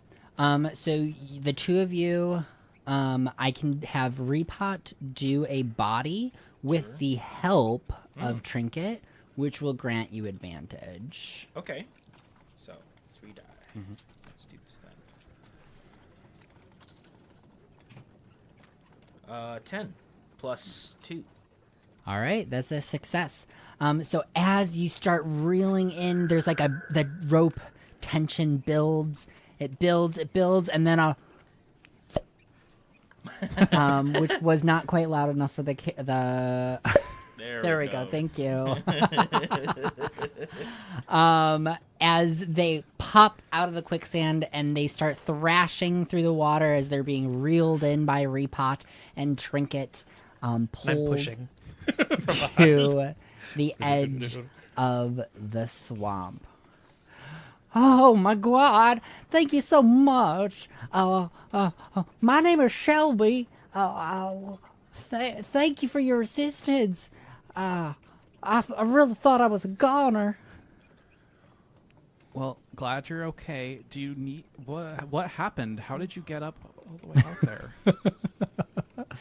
Well, it happened so suddenly. I was just walking along the road, and all of a sudden, this swamp appeared out of nowhere. It was it was a miasmic event. You know how it goes. Okay. And you can tell, like, they're shaking from having sat in this miasma for all of this time. They're still, like, coming down from the panic of almost dying. Query. Duration? Basically trying to ask how long they've been there. Well, it's been like a half an hour. And they grab one of your appendages and they just start shaking it profusely. Thank you, thank you, thank you. And they go up to Trinket. Thank you, thank Which you. one? Sorry, They go no. up to Dazzle. Thank you. I don't know what on the horse. Anyways, Zipper. Thank you. Yeah, Zipper has made her way out of the water, but she like I don't know what the word is, but she like just kind of like oozes out of the water a little bit until she like reconstitutes herself into a girl shape and puts all of her helmet and stuff back on. Like when you see a beach jellyfish. Yeah, exactly. Yeah. You're very welcome. That was weird. It was like quicksand here. There was like whoop. It was like a swamp on top of quicksand. Truly not a natural event. Ever happened like that. Gotta be a miasmic thing. What happens all the time in D&D? Quicksand underneath a swamp. Underneath a swamp. I've heard of like Quick slushy mud. Really? It's Why? quick mud. Why am I all southern all of a sudden? Because I was kind of southern, and now we're all kind of doing the same. Oh no! But yeah, it was weird. But you're safe now. Good job. I take a moment to take a breath, and they like kind of shakily make their way over to a nearby rock that they lean against. What were you doing out here all this way? Oh, I was just walking over to my sister's. She lives down the road just a while. Just a nice little afternoon tea time. I was making my way back. It's about 4 o'clock right now.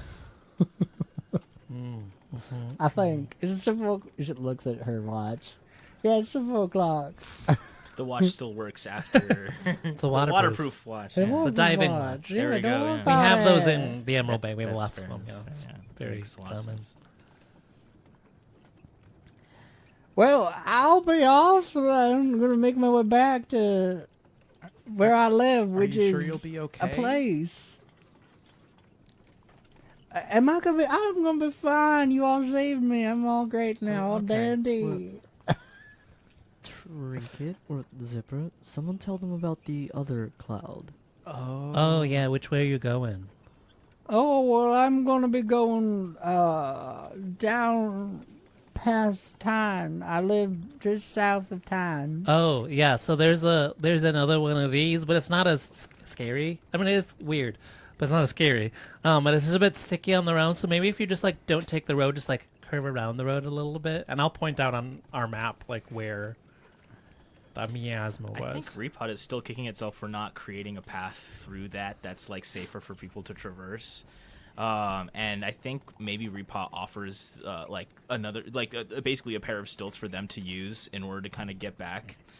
Just because they're like that is it's been bothering them, right? That there's some kind of thing on the path that people can't traverse, and that it hasn't actually like fully accommodated yet. But I think Repot basically hands out these sort of stilts. There's still detachments, but it could basically work on feet as well. With it adds like a set of ropes onto it, so you can like strap them to your feet basically, and offers them as a way to help them get back basically through it. Oh dear. Well, how dangerous is it? I don't want to walk through any more swamps. It's not really dangerous, right? I don't say it's It's dangerous. just sticky and Just kind really of, sticky. yeah. Oh, More of alright, an that doesn't sound annoyance. too bad. I can deal with sticky. Yeah, just like don't fall down. Yeah, and once you get out of it, it dissipates rather quickly. I mean, I'm pretty sticky myself. And they Oh. place a hand on their cheek and they pull it away, and it's just like a little bit of goopy residue. That Oh, pulls maybe away. maybe your stick will like counteract the other stick. Maybe. Well, with that, I think I'm going home now. You all have a good time. Hopefully you don't gotta get to the other side of the swamp, because that sounds like a challenge. Well, it was nice to meet you, Shelby. Say bye. Nice to meet you all. Don't die. Oh, that was They just start to ominous. walk away. Don't plan on it. Bye. How big is the swamp? Is this something we can see the other end of, or are we gonna have to go through it on our way? You're gonna have to go through it. Oh boy. All right. Well, we already know about the quicksand. This is still no trees or any kind of way to go above it, right? We're gonna have to like wait. There's like little patches of dirt and grass that you can see, kind of like little island oases. You hope. I go check. Yeah, we have a scout. Yeah, check if those are stable enough for us to walk across. All right, someone hold on to my stuff. She'll take her helmet and her skates back off, and pass them to Dazzle, who's on the horse. Here you go. You're gonna keep them the most safe.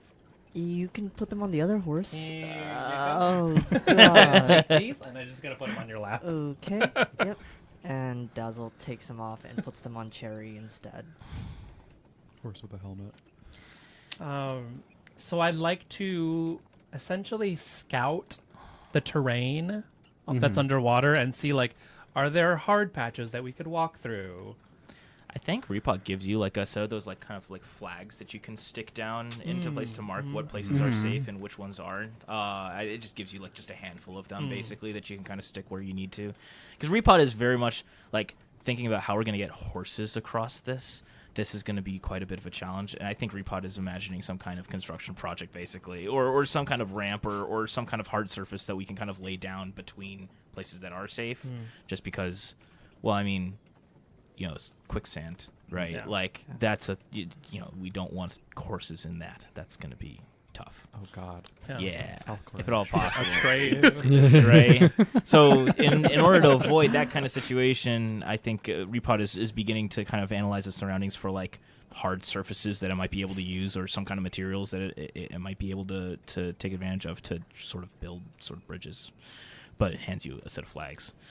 Yeah. So I'll mark a path as best I can. Yeah, so I'm going to have you both give me intellect. Oh no.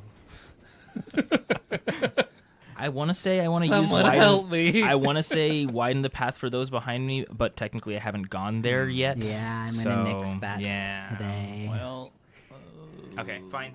I have nothing that can help. Yeah, because we That's decided to rule that in a pretty specific but vague Yeah. way. I think I get it. All right. Like, it's a really broad application that also has to be specific. Yeah, I have think to be there first. That makes sense. yeah. I think like Trinket has a similar one. Yeah, because Trinket has like what is junk, What which can is be like junk? really, really broadly applied. But we had discussed about how the way that it needs to be pulled out is like pretty specific. And I think, actually, you know what? So does. What is it? Dazzle Bright. Oh, because Beginner's you have luck. beginner's luck. So it's like anytime you do something for the first time, which could be lots of things, but it's a specific application. Fair. So, Well, I guess I just roll without advantage. yeah. Good luck, everyone. 10. 10 is a success. 6. Oh no. A 6 is going to be a failure. So, No. I believe that's just a regular schmegular failure, but let me double check my... Because I'm never going to remember numbers. I need to just paste this somewhere. 6 or less is just a regular failure. So, this is going to be fun to roll. So, basically, what's going to happen is Zipper starts going around tapping the various sections of ground, or what they think to be ground. And it's like, yeah, that's solid enough. Starts putting flags in places, and they're swimming around the various islands. And they're placing the flags in. And you're seeing that they're putting a good number of flags, and they do make their way over to the other side of the swamp. And we're just going to say the swamp is really long, the direction orthogonal to where you're traveling, but not so wide that we're going on for miles. Because it's a challenge, y'all. This is the challenge. So makes it all the way across with flags. That task is done. Repot, you said you got a 10? Yeah. All right, so 10 is just a regular success. So you start like surveying the area, and you notice that there's like, because we talked about that boulder earlier, so maybe there's also a tree next to the boulder. A fallen limb has just like been laying in the grass there. You have some supplies of your own. Yeah, I've and got you rope, especially. I think Yeah. any place that I can like put something that's above the swamp and then attach rope between it so people can sort of like climb Yeah. across, I think might. But the thing is, that's not going to be useful for the horses. Is the thing. It's also very long. We're not going to climb the whole way. No, it's true. Yeah. So it might be just for a matter. That's just like, that's a good point. How am I gonna? Is there any kind of like thing that somebody could walk on, basically? I didn't bring the branch with me. I think it's still a guitar, but that's not well, going to be there's like long a enough big to go limb. between- Like there's a big log. Oh, okay. Like a relatively large log. That you could lay across certain sections that are further apart, Yeah. harder to ford. I think so. I think I'm gonna end up finding that and lifting it and adjusting it. Basically, it'll be like bit by bit. Like we Bit take by it bit. one bridge at a time, essentially, and then I have to like lift it and like move it over to someplace else and then we all ferry ourselves across. Horses doing their very best. I'm sure we might have to like lead them Yeah. carefully. Yeah. It's slow going. Again, imagine. it is only a couple inches of water minus okay. the Yeah. quicksand that was somewhere in the middle-ish Somewhere, area. Lord Maybe knows there's more where. patches later. We're Yeah. not that's what the quite flags are for. sure. That's what the flags are for, I guess. Yeah. Yeah. Just to- yeah. I definitely did that well. Yeah. Yes, They for sure. definitely aren't like Did I slowly take- sinking into the ground. Do I take intellect damage for failing? Yes. So you are you're like really the I guess you can roleplay this however you want. Like it's up to you all how you would like to roleplay anything. Anytime you take damage, anytime like most of the narrative control of the dice does still lay in your hands. Well, I'm unfocused now. Oh my gosh, cuz you only have 1 point. I only have Yeah. 1 point in intellect, yeah. Oh, so it's 0 and then Oh, then have you been unfocused. were you doing that wrong? Oh, yes. So you My can thought was go to 0 was- and then you go to unfocus.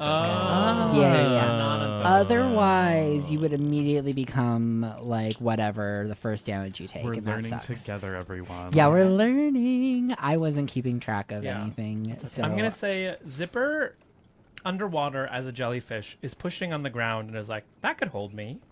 that go. And puts a flag in. Not about the horse. Yeah.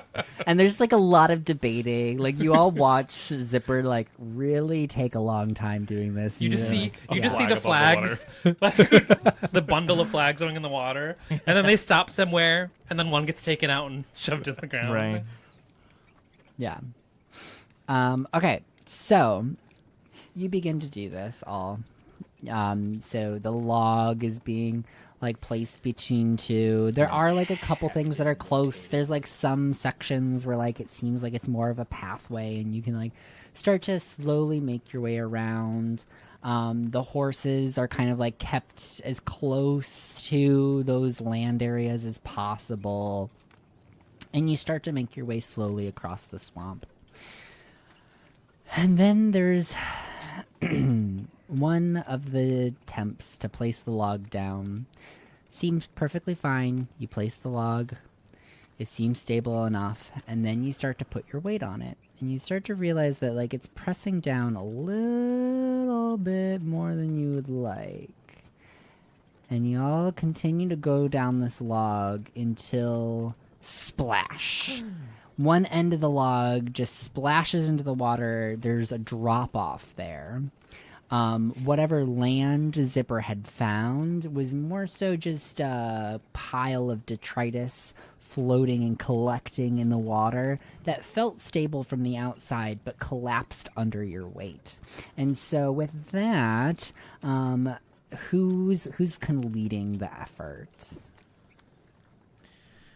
I mean, I would say Repot probably. Okay. Just to make sure that it actually is safe. I think Repot is used to going first for these kinds of things anyways, just to like make sure that everything is set up properly. All right. So Repot, as the other end of the log collapses into the water, you are going to flail of start. limbs. You're gonna be flung off into the water, and so now you're submerged in the swamp. And because you're a robot, we're just gonna pretend that you're all water. I'm waterproof. It's a construction yeah, bot. They have to build in the exactly. rain. So we really don't have to worry about those types of things. That would be so mean. Sinking. that we're You worried hear about. assistance, and then it falls into the water. Like limbs are flailing. There's a lot of splashing happening as it tries to, like, get any kind of purchase on the ground. Is it deep where Repot lands? Is So, Repot sticking out of the Not water? really at first until you start to feel yourself sinking. Oh no. I think Repot is maybe frantically trying to get at the rope winch. The rope winch was put away, like once we figured that out. I think Repot is trying to open up that like compartment again, just to try and like if it can, it's hoping to like toss the rope out so that somebody can try and grab onto it. And I think that's probably what its play is going to be, is like, somebody quick, reel me in. So that's what it's going to try and do. Is open up the rope container. Trinket is going to be riding. You have Veronica, right? I have Cherry. So Trinket's going to notice this and just be like, oh gosh, okay. The horses are strong. They were workhorses. They could help pull them out. We need the rope. Repot, please hurry. Just Re- panic. Yeah, Repot's banging on things and trying to get it open. Of course, there's like water that's kind of slowing down its movements. That it makes it a little bit slower as it's trying to kind of open things out. Dazzle, Zipper, what are you all doing? Zipper is going to cling to Repot. Like you just feel like a splat as she like wraps all of her tentacles around you. Well, maybe not all of them. She wraps like a few tentacles around you and then spreads out to try and give you more like body leverage.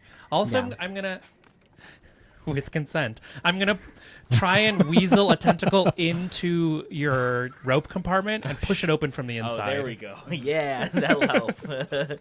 Yeah, All right. of course. So Zipper, I am going to have you do a body roll. Okay. And we're going to do our first compulsion. So you have a compulsion called Need a Hand. I do. And I am actually going to compel that as you are responding so quickly to somebody in aid that you are not thinking clearly. You are not assessing the situation.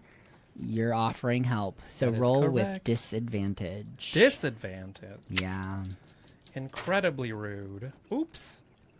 Oops. That's a 8. All right, an 8 is a sacrifice. So you are successful. You wrap yourself around Repot. You push the rope compartment open, but you put a great strain on your body. How would you like to roleplay that? I would say as she's pushing the rope compartment open, she slices one of her tentacles on like a metal part. There's like a part in that, like that door in particular takes a little bit of effort to open, and there are like sharp edges on it. And Repot doesn't care about sharp edges. It's a robot, so everything is made of metal. Yeah. And it's usually the only one opening parts of itself, so it hasn't really kind of bothered to fix that too much, I would say. And normally, like, it requires like a couple of whacks, or it's like it's stuck. You know, like you really have to pull on it. And so I think, as Zipper tries to get it open, that makes a lot of sense, I think. All right. So now the rope is available. You have it, Repot. What do you do with it? Well, I think now that the compartment is actually open, it grabs onto one end of it, and I think it just hands it to Zipper, I would imagine, so Zipper can kind of get that rope. I don't know that's a how good point. far away this. I don't know if I could throw it, but I think it's probably better if Zipper can just Yeah, hand you haven't deliver this traveled rope. far. okay. The rest of the party is on a more stable area. They hadn't gotten onto the log yet. If I can throw it to them, then I just do that.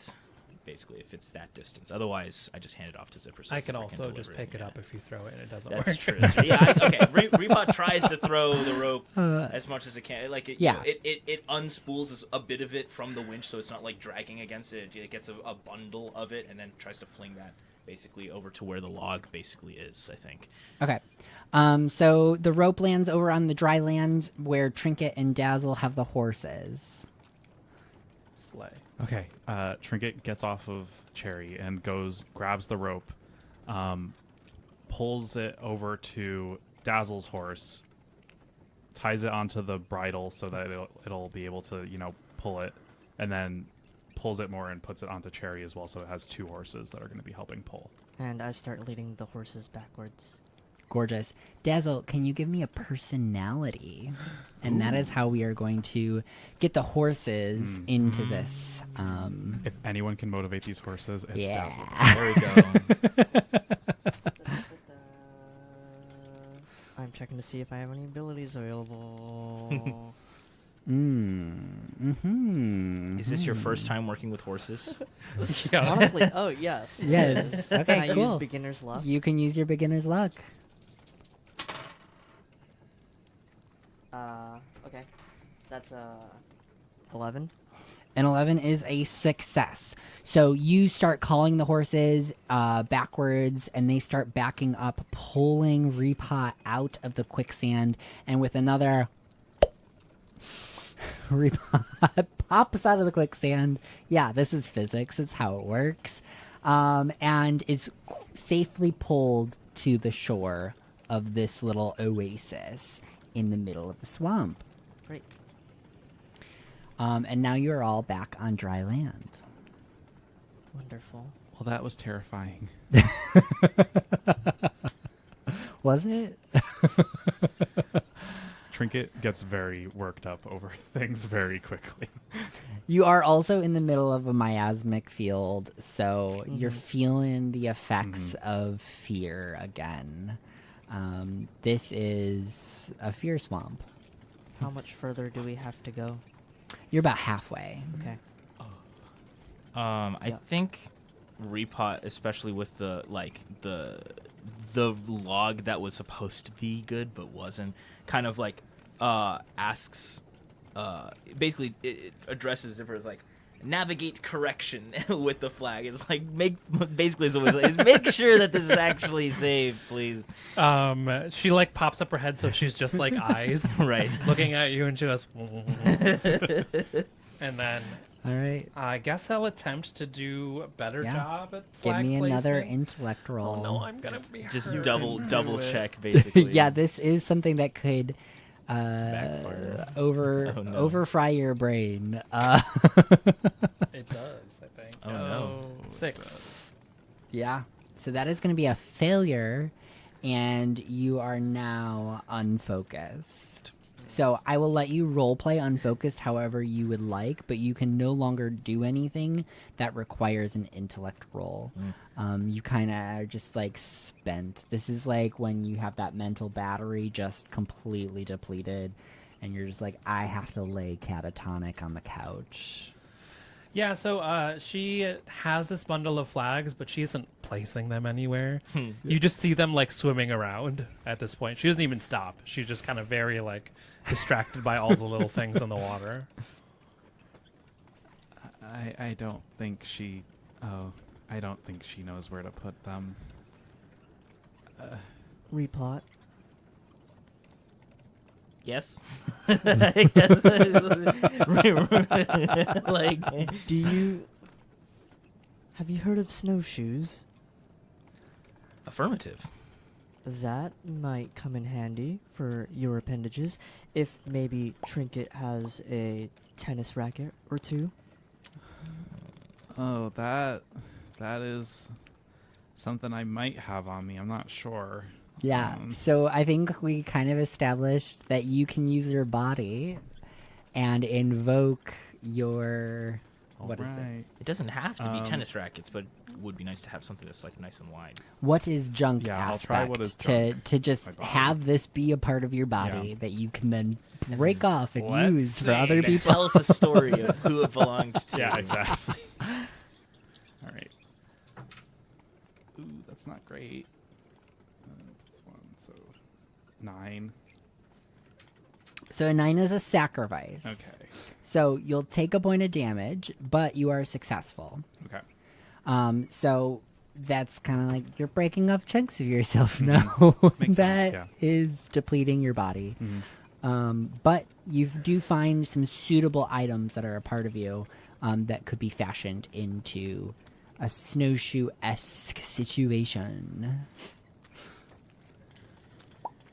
Stephanie loved playing badminton. Here you go. They're badminton rackets. Smallest of the rackets. I'm 4'5". But I mean, Repot has multiple appendages, so maybe there's more of them. Who knows? It's a whole set. Like a The whole, whole set. set. Wow. How do you go about searching for these things? I pull my overalls away from me and I just reach a hand in and I kind of shuffle around and you hear clanking. Yes. And then 1, 2, 3, like 4 badminton rackets. Fucking Mary pop out. Poppins Yeah, bullshit. pretty much. Yeah. Now you'll have an easier time getting across, and we can stick with our horses. Yeah, I think that may be the play, is that Repot tries to get to stable ground, like, itself, basically, and then once it has gotten to a suitable location, it can then try and widen the path for those behind it. There you go. Is probably how it's going to actually end up working. Is Repot's going to try and I think Repot is maybe very scientific and methodical about this, as it tries to, like, every single step that it takes. It's really, especially after it learned from, say, the log falling and it falling in. I think it maybe takes even more care than it is maybe deserved per se, but it is really testing every single step and making sure that it has the ability to get across. I think in particular it's thinking about like quicksand because the water isn't that deep. Like in theory, we could lead the horses like through some of it if we knew for certain that they weren't going to sink. I think to some extent it's like it's putting weight onto it. It's waiting like 5 seconds and then putting a little bit more weight onto it and waiting 5 seconds to see if it starts sinking. And I mean, it has its own set of flags, I think. And it, I think, begins to do some of that kind of navigation itself as it goes as it uses the rackets basically so that even if it does detect it sinking, it can still withdraw its leg back basically. So it's not that like the appendages are per se like it gets to places that other people without the rackets can't get to. It's more that it uses them as a way to like rescue itself, and it like several times I think Repot puts a limb in and starts tilting dangerously, but because it has the rackets on the other limbs, it's able to pull that limb back out and kind of and fix itself. So it's basically a good tool for just kind of testing out which places are safe and which ones aren't. Cool. So I will let you do an intellect roll with advantage that is situational. Sure. So we can have situational advantages. Okay. And there will be one final roll after this, which I will have Dazzle do with the horses. Okay. That will also have advantage from your aspect, widen the path. Okay, so that's where widen the path will happen. Okay, Yes. Sounds good. All right, then I will have situational advantage, and I shall roll. That is 9 plus 3, 12. 12. You said intellect, Awesome. right? Yeah. Yeah. I'm a smart robot. I'm a dumb jellyfish. Swimming in circles. Yeah, I've dropped the 5. They're just floating somewhere in the swamp at this Repot point. is occasionally picking some of them up. You just see this like little distortion of the water where she's swimming at any given moment. Like a shark. Yeah. But you can't see what it is because I'm clear. So when I'm under the water, I'm practically invisible. Oh, yeah. Oh my gosh, yes, we kind of established that because you are a jellyfish. Terrifying. It's minus your like knee pads and helmet. Well, the Which helmet have I been took taken off. right? Yeah. And given I to took- Oh, you. yeah, I took okay. off my Yeah, gear. yeah, you Right? did. Helps me swim. Gorgeous. So yeah. Did you see my organs? Swimming around underwater. Repot, you make your way to the other side of this swamp.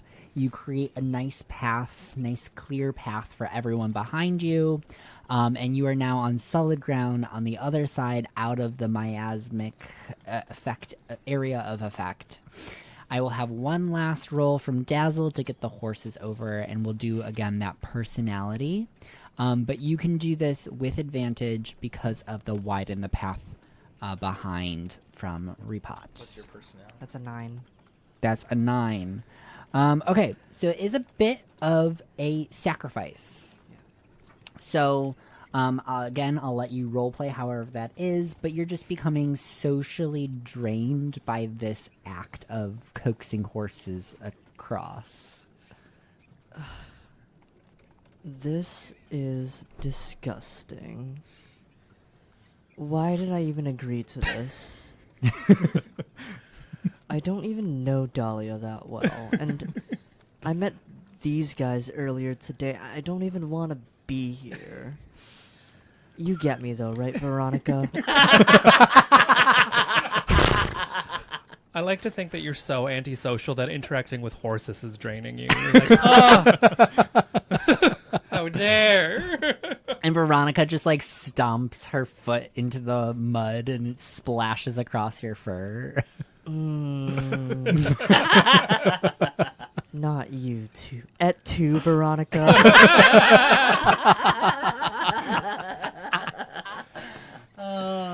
But you do manage to make it across the swamp with all of the horses. Everyone is safe on the other side. Challenge is complete. Zipper, flops out or slops, squelches out of the water, and then reconstitutes herself, being like, "Hey, what's happening?" Where What were happened? you? What? I was here. I was just swimming around. Yeah, but what happened to the... you're gonna play some flags? Got so bored. Okay. Great. You guys did it. You gotta. I think the rest of the flags were good. It's just that one was a little bit. Ooh. Yeah, Can I have my stuff back? sure. She'll put her gear back on. Are we in camp mode now that we've successfully accomplished? You can be, yes. Yes, I'd like to sit down. Yeah. I'm a little more intelligent. Take a breather, everyone. Can we just do camp like an infinite number of times? Like Yeah, any all it is like you're taking a break. Okay. So unless you're like under duress in the middle of a thing, like Sure. you can just take a break. Sounds good. Does someone want to take a look at my tentacle? And you see that she has a tentacle that has like a big gash in it. She doesn't bleed because I don't know. I don't know if jellyfish bleed, audience at home or on your little devices. But yeah, I think. Do we have just like a bandage? Let me check.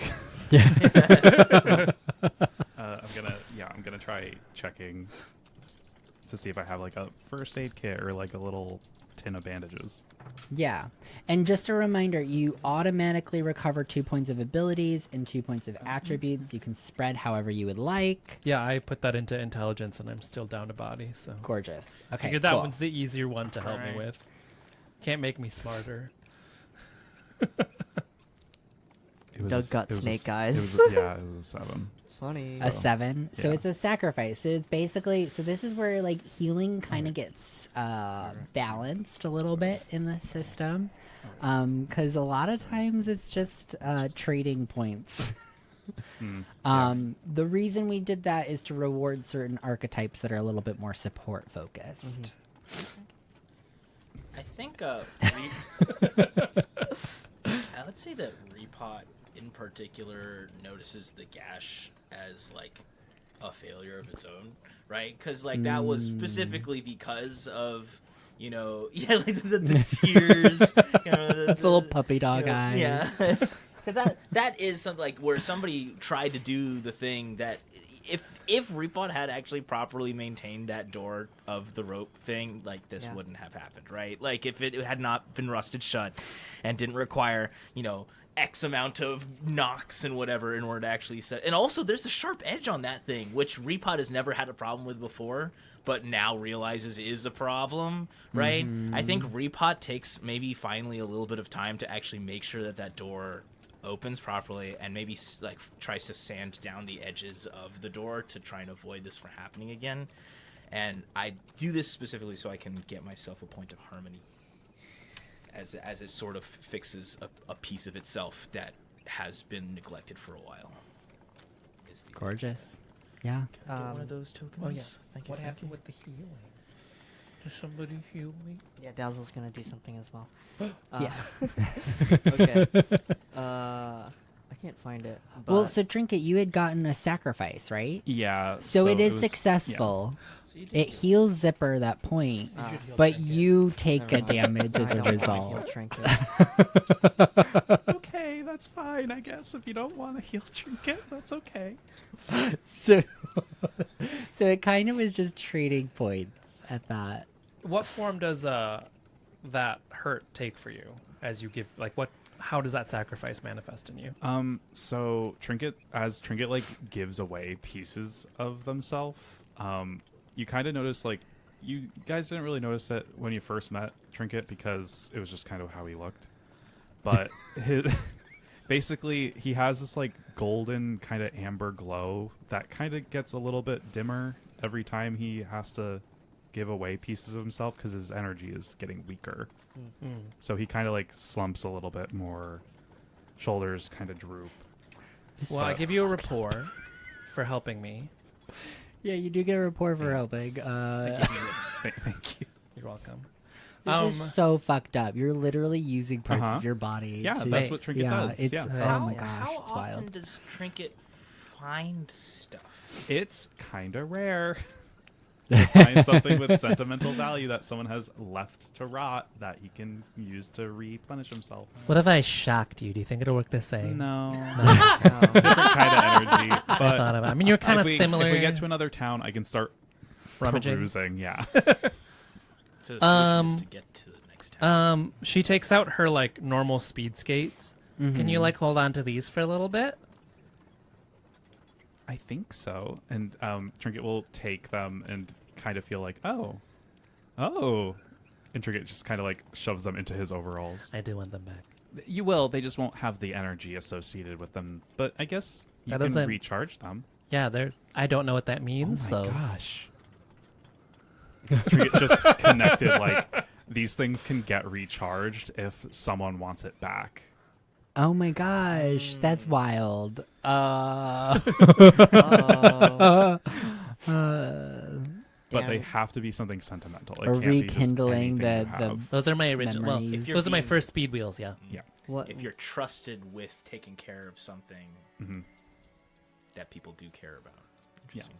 And then I just feed off the energy real quick. I want to hear a memory that Oh, from Trinket the experiences skates? from Zipper. Oh yeah. Oh, right, because Mhm. you. So these were her first pair of skates that she ever bought. Mhm. Or wheels. So they came with her skates. Mhm. They were like the wheels that came with her skates. So you get this memory of her just as like a normal ass jellyfish girl without the Here. gear, whatever what is that? You had just a regular Roller helmet. What is derby. roller derby? Oh my Yeah. god, I can't remember words. But you see her, and this is back in her like more jellyfishy form. So remember how her legs aren't really legs; they're just tentacles that are she shoves into shoes. You see her like walking on all of her tentacles when she originally came out of the water. And you see a memory of her seeing a roller derby game. And feeling really excited about it, and then immediately going to buy roller derby gear for herself. Oh, that's really cute. That's good. And she Thank you stuck for that with it memory. ever since. Huh? She stuck with it ever since. She did, Yeah. yeah. She doesn't play roller derby though. No. Just go Define fast. No, I would impulsive die. purchases. I would die. I would get squished real quick. Just a fan. Yeah, Beautiful. Thank you for the memory. you're welcome.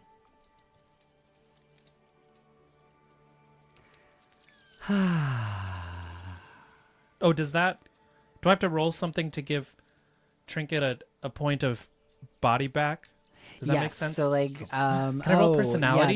Yeah, yeah. Let's do personality. I guess the healing is very arbitrary, y'all. Just like everything else, it's kind of like we negotiate what the attribute would be Yeah. or ability. I'm You trying can to look at also my... we also have like kind of we actually haven't touched on the heart, voice, and mind too much. But those can be incorporated as well into your yeah. role play, and then you can use those. So heart is kind of like feeling emotion, voice is communicating about emotions, and mind is this like not intellectualization of emotion, but kind of formulating the concept and understanding how the emotion is presenting. Correct me if I'm misunderstanding Mm-hmm. the chart or the player sheet, but my bond aspect is new bestie alert. Can I use that to have advantage on like Yeah. a heart or personality roll? Yes, you can. Because we're besties now. We share a memory. We share a You memory. can tell the memory, maybe, like that's what No, I don't say it to the rest of No. you. No, okay. I just And this feel is it. the exact fuckery that we wanted to encourage with this game is Oh. to like think outside the box. If you can justify it, I will say yes. Yeah. Oh wait, no, that's good. Yes. Personality, that's an 12 12. Gorgeous. Success. Boom. or 11 for heart, so it's a success either way. Yeah. Beautiful. Trinket's body starts to glow again a little bit more strongly. Wow, that's it. Wow. Anything else that you all would like to do for camp? I'm gonna open the letter I got last session, Oh yeah. the envelope, and you're gonna tell me what's in it. Oh my gosh. Please remind me why I gave you an envelope with a letter. Oh, Zipper gave it to me. I did. Yeah. Oh. I had a delivery. You had a delivery that you decided existed. Yeah. And now I am being put on the spot to tell you what was in this letter. That's fun, right? You It know was what? from the. Oh. I'm because you're putting me on the spot. I'm gonna be an asshole. That's okay. It's from. It says I hate your cafe. It's No. hate mail. I'm gonna make it from one of your family members. Oh boy. So is like. I know that in your backstory you haven't like named any of your Glitter family Bright. members. Yeah. Shiny Glitter Bright. Bright, yes, it is Glitter Bright, who is your we'll just say the closest sibling that you have, or closest relative in terms of your kinship. Sure. So I will let you define that however you would like. Okay. And it's just gonna be it's very simple. Hey, just wanted to check in and ask if you were going to be home for Christmas. Christmas, a Christian holiday. In Wow. this our manufactured world. Well, I haven't made up all holidays to talk to you all about Fair. it. I can't we wait do for not have Halloween. advanced lore in this world. It's pretty bare bones lore. No. It's not actually Christmas. It's just Christmas where we celebrate a guy Chris. named Chris. Yes, Yeah. Who built yeah. a really, really awesome musical instrument like way back. And gave out presents. Yeah, and gave out presents. And we always celebrate Chris. Yep. You know, once Christmas, a year yeah. by playing that instrument that he made. We're And adding giving it to the wiki. Christmas. Christmas. And that is how I will run lore in this game, is that we just establish it, I add it to the Shit we wiki, make and we up. move Oh, on sorry, I with our cursed. lives. Well, it's fine. Tim did earlier. That's true. Shit. Whoa. Okay. And then we also said this was Glitter Bright. Yes. Yes. Yeah. I wiki. look at that's Brite, by the way. Yeah, I'm gonna spell it correctly this time. Thank you very much. I'm blaming it on spell check. Every time I try to type it out, it corrects because everything is automatic nowadays. Yeah. Turned off autocorrect a long time ago. Is just there because of another that. family of Brights that is Bright? Yeah. And we hate them. The Bright rivalry. Oh man. Yeah. So yeah, you open that letter and you read it. That's what it says. Just I'm like asking me not about gonna Christmas respond to in the it, middle of July. and instead I'm going to give it to Trinket and say, "Here you go, Tinker. I don't need this." Oh, this has a lot of energy attached to it. Are you sure you want to give this up? Yeah. Okay. Trinket doesn't actually add it to himself. He puts it in the pocket of his overalls to keep for if Dazzle wants it later. Aww. That's so sweet. Nice. Or as a snack later if Trinket needs it.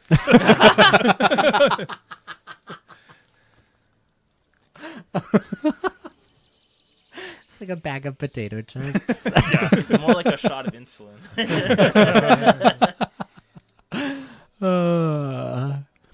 All right. Anything else in camp? I think that's it for me. All I good. think Repot has finally finished like sanding off that little sharp edge, and that's it. Gorgeous. All right. And so with your horses, no wagon. We don't have the wagon anymore. We left that. We left it in the stick. Left in the stick. At least we can ride the horses, That's true. right? We can get on the way back. I We can get mean, the wagon. without the stick, I'll just Yeah. zip Glide. around. Yeah, you got your rollerblades. Skates. I do want to learn how to roller skate in real life. It's very fun. It's fun. It's great. I don't know how. Teach me. Sorry. Go ahead, Tim. No, just go. Have a side conversation about learning to roller skate. I'm sure everybody's Sorry, going to have Trinket was fun talking with about that. Yeah, switch our roles. Trinket wants to learn how to roller skate. Zipper knows how. There you go. Perfect. Gorgeous. It's incorporated in this world. We justified it. It's on the wiki. It's on the wiki. We'll do lessons at camp sometime. Oh my gosh. All right. So with that, I am going to say that we are getting very close to arriving in Chorus. So you know at this point that you're probably going to be arriving early evening in the town of Chorus. And so the sun is not quite on the horizon. We're in the depths of summer, so the sun sets pretty late, but you are starting to notice that it's getting lower in the sky. We're well past the midday sun. And And you start to hear the sound of crickets building as you're starting to dip into the evening. It looks like it's going to be another beautiful sunset, gang. Don't you just love this time of year? Yeah, that's nice. Oh, okay. It's all right. Oh, it's Affirmative. Well, one of you seems a little bit more enthusiastic than the others, but that's okay.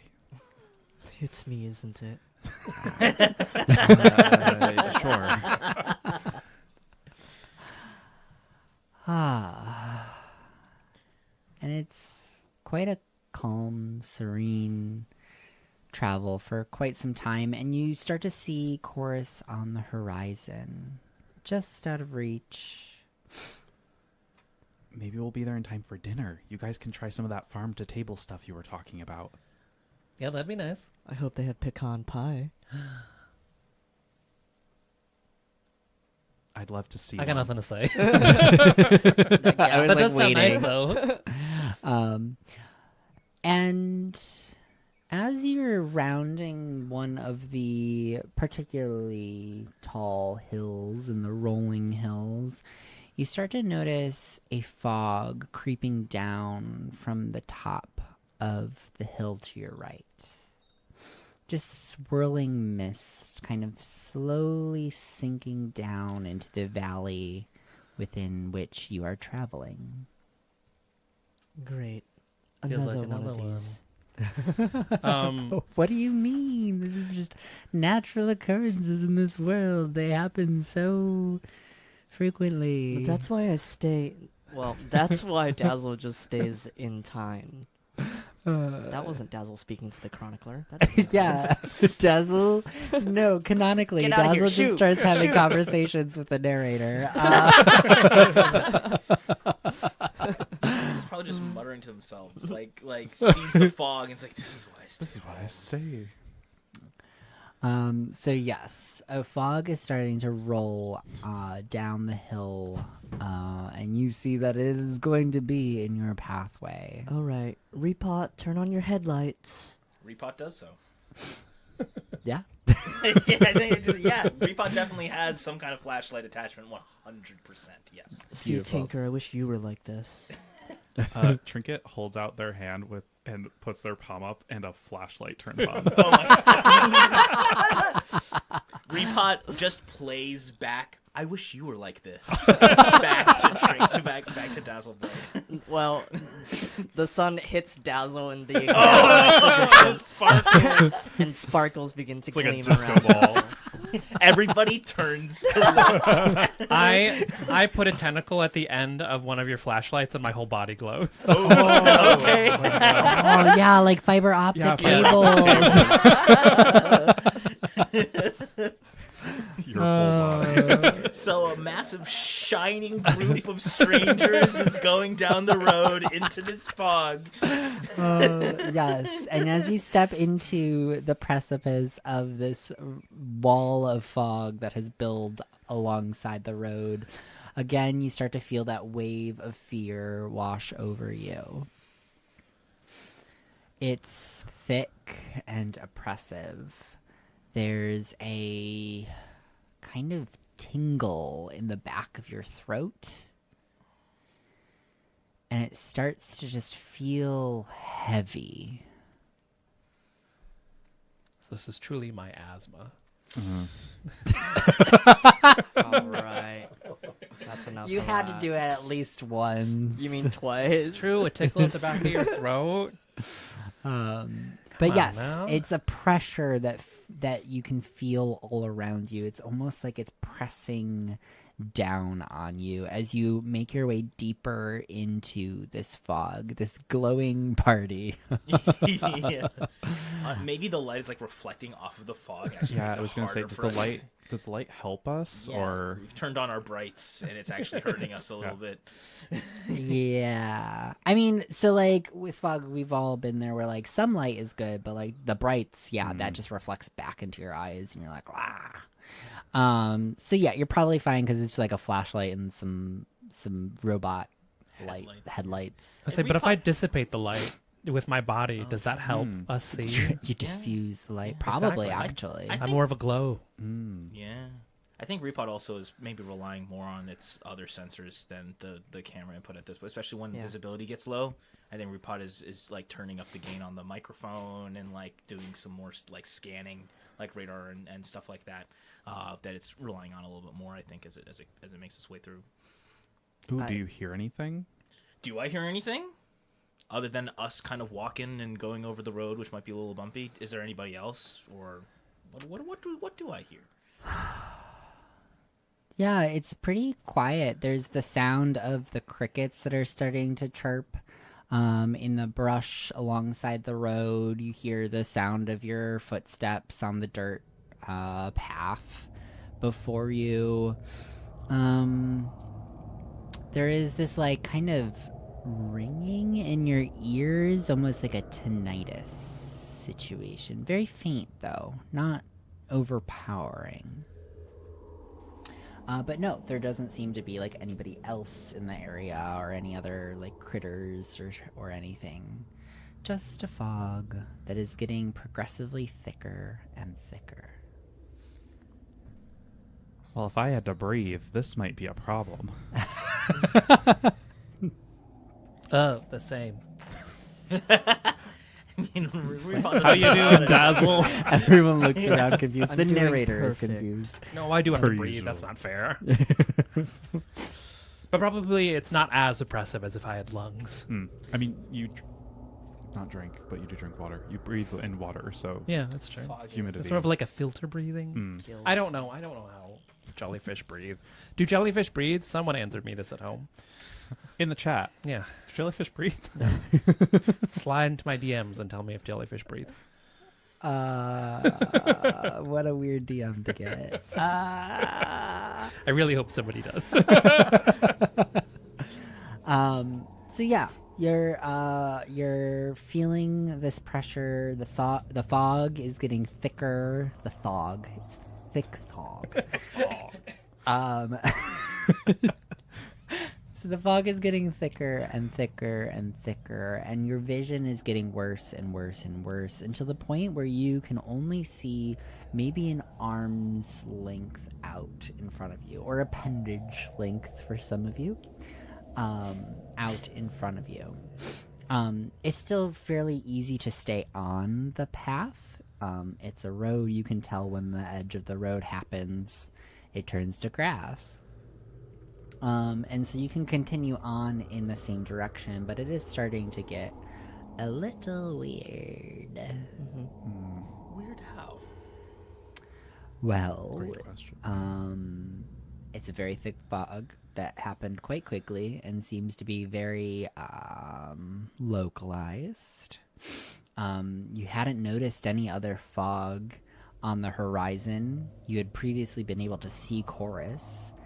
And it's definitely miasmic in nature. You're starting to feel your heart racing. You're feeling that pressure placed on you from the fog. And that wave of the jitters is starting to hit you. But we're still able to walk along the road. Yeah. You're still able to move freely. May as well. Just keep going. Yeah. I don't like this one. Push through. Does anyone need a hug or to hold hands? Yikes, dude. I'm already attached to your That's your fair. flashlight. You're holding my hand. Anyone else need to hold hands? I'm on another horse. We already have two. Yeah, but I'm on Veronica S, and you're on Cherry. I You think established I'm that walking earlier. with Cherry now. I'm Oh, just okay. holding her reins. Sure. If Maybe- you want, you can lay across them. Maybe Repod is taking a turn on the horse, so it doesn't have to, so it can keep up. Mm-hmm. I mean, just keep going Yeah. Yeah. until something happens. Just Okay. Until something happens. Who's in the lead? Probably Probably. Zipper. Oh, Zipper probably with me. Me behind. All right, Zipper. Yeah. How well are you paying attention? Decently well. I mean, I'm glowing. Yeah. Okay. looking forward. So as you were leading forward, all of a sudden, you notice, just before you hit it, a wall. Ah, wall. Nice. What'd you say? Oh, There's a wall. And each one of you, in your own time, comes face to face with this wall. I know. Ooh, wall. What's the wall made of? It's like a smooth stone. like all one piece of stone, like a Yes. slab. Oh, Yeah, Repot's like tapping on it to try and understand what it is. Is it like? And I go down to the bottom to see, does the road meet with the wall, like the road that we were walking on? Is this like a wall that just kind of appeared in the middle of the road? Oh, or yes. did we get off of the path No, somehow? it is just as you like examine where it meets the road, it is just like a smooth wall just directly jutted into the road. Huh. Is there a large, comically drawn Wile E. Coyote tunnel on it? No. there could be. Somebody starts drawing one. Can we see the top of the wall?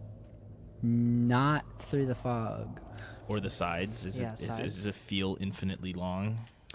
I don't know how you feel infinity. Or I mean, can we see the edges of it from the road, or will we have no. to like Like wander you're along? at the point where the fog is so thick you can only see at Oh, your right. appendage Mhm. length. So you look to either side of you and you see fog. The wall goes off into both sides. Yeah.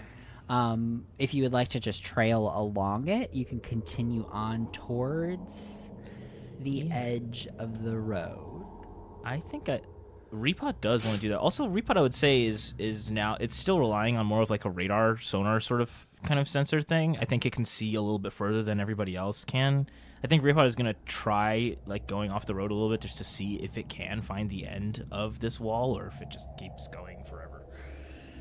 All right. So repot, left or right? Right. All right. Rust Bucket, it might be a good idea to leave some blips so that we can hear where you are, just in case no one gets lost. Oh, like Like, when. Oh, like just it's like on like so Repot is just regularly like saying Doing yeah, a just a little ping. boop. Yeah, okay, yeah, so you can hear how far away it is. Fair enough. That's smart, actually. I like that. Yeah. All right. So you start boop, boop, boop. I can't hit those high pitches. Yeah, thank you. And so you start feeling along the wall. You're walking off towards the right side of the road. And you do make it to the edge of the road where you feel grass beneath your appendages. And just beyond the edge of the road, you think you see to the left a bit of a shadow of an opening, just far enough off the out of sight where you can't make it out clearly.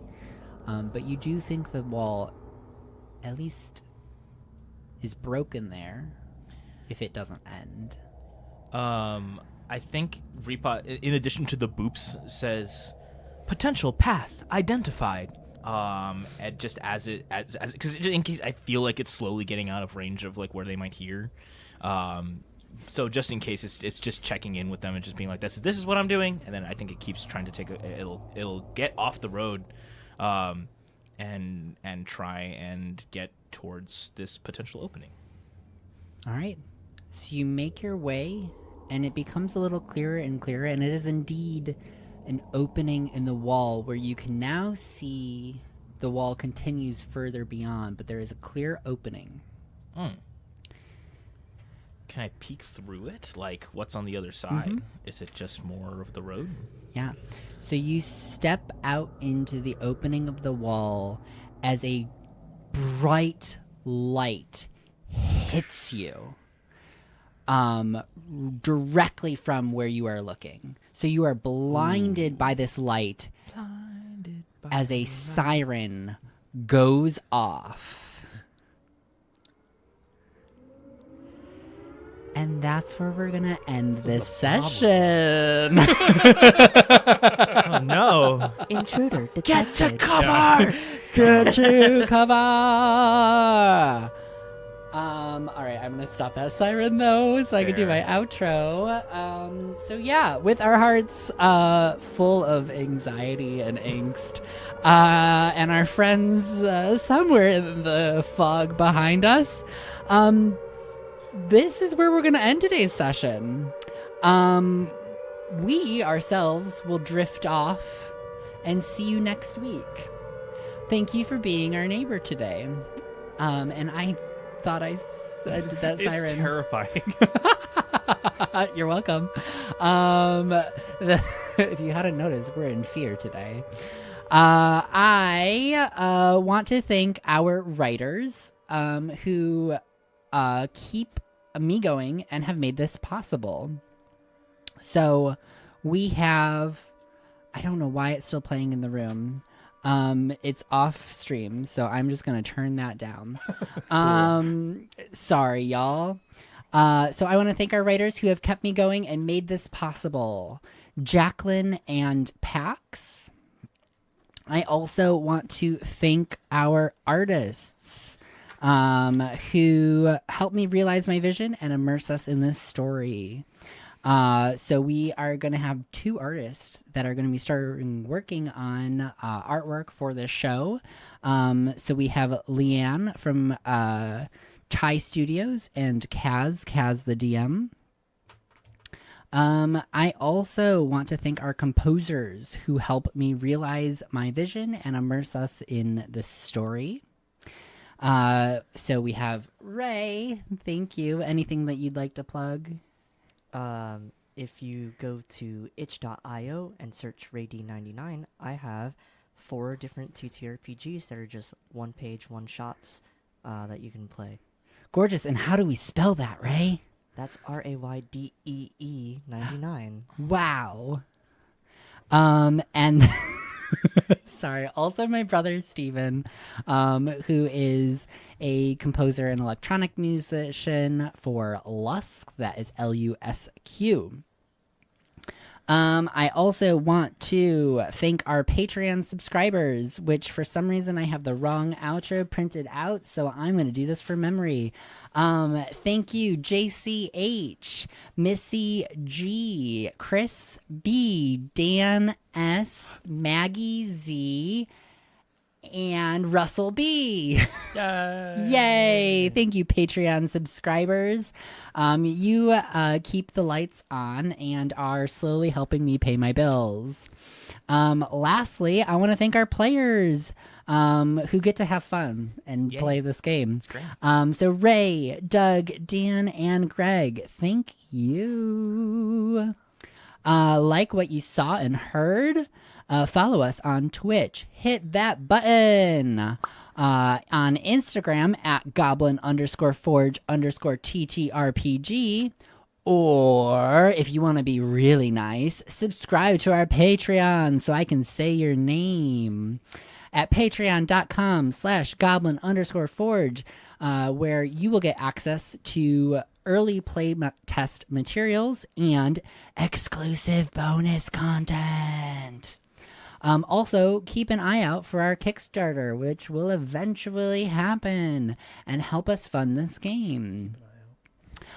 And thank you all out there. Your support and excitement fuels us. Give us more. So hungry.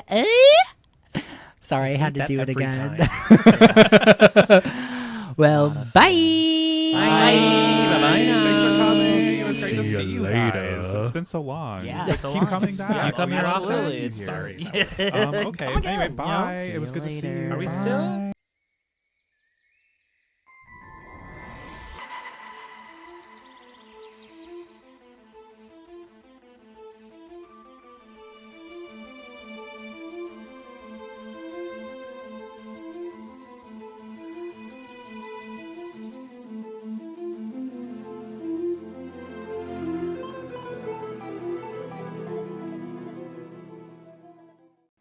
Curious as to what you may find on our Patreon after becoming a subscriber?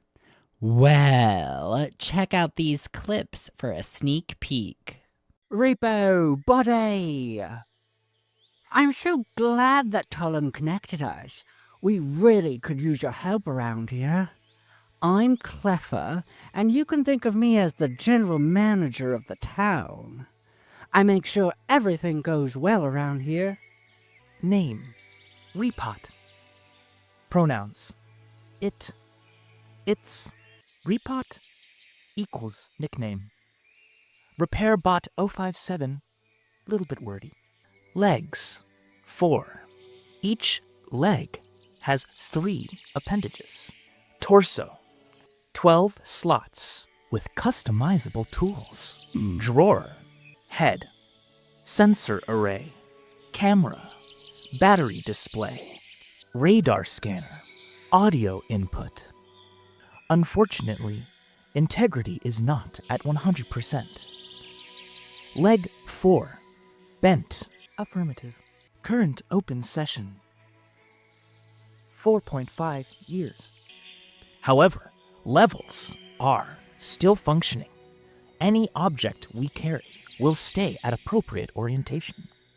Please be patient as we navigate the environment. It may take longer than usual for us to get around, but we will get there. It also takes the time to make the path wider for those behind us. Tool 1, measuring tape. Tool number 2, a saw. Tool 3, hammer. Tool 4, drill. There's a lot of banging or happening, a lot of percussive maintenance, you could say. Awesome, fantastic, superb. It really sounds like you're going to fit in nicely here, and we really could use your help. Great to have you on board. Affirmative. Want to hear more? Check us out on Twitch at twitch.tv/goblinforge. Bam! We are playtesting this material every Sunday, live on Twitch. Hurrah! 1 to 4 p.m. Eastern or noon to 3 Central.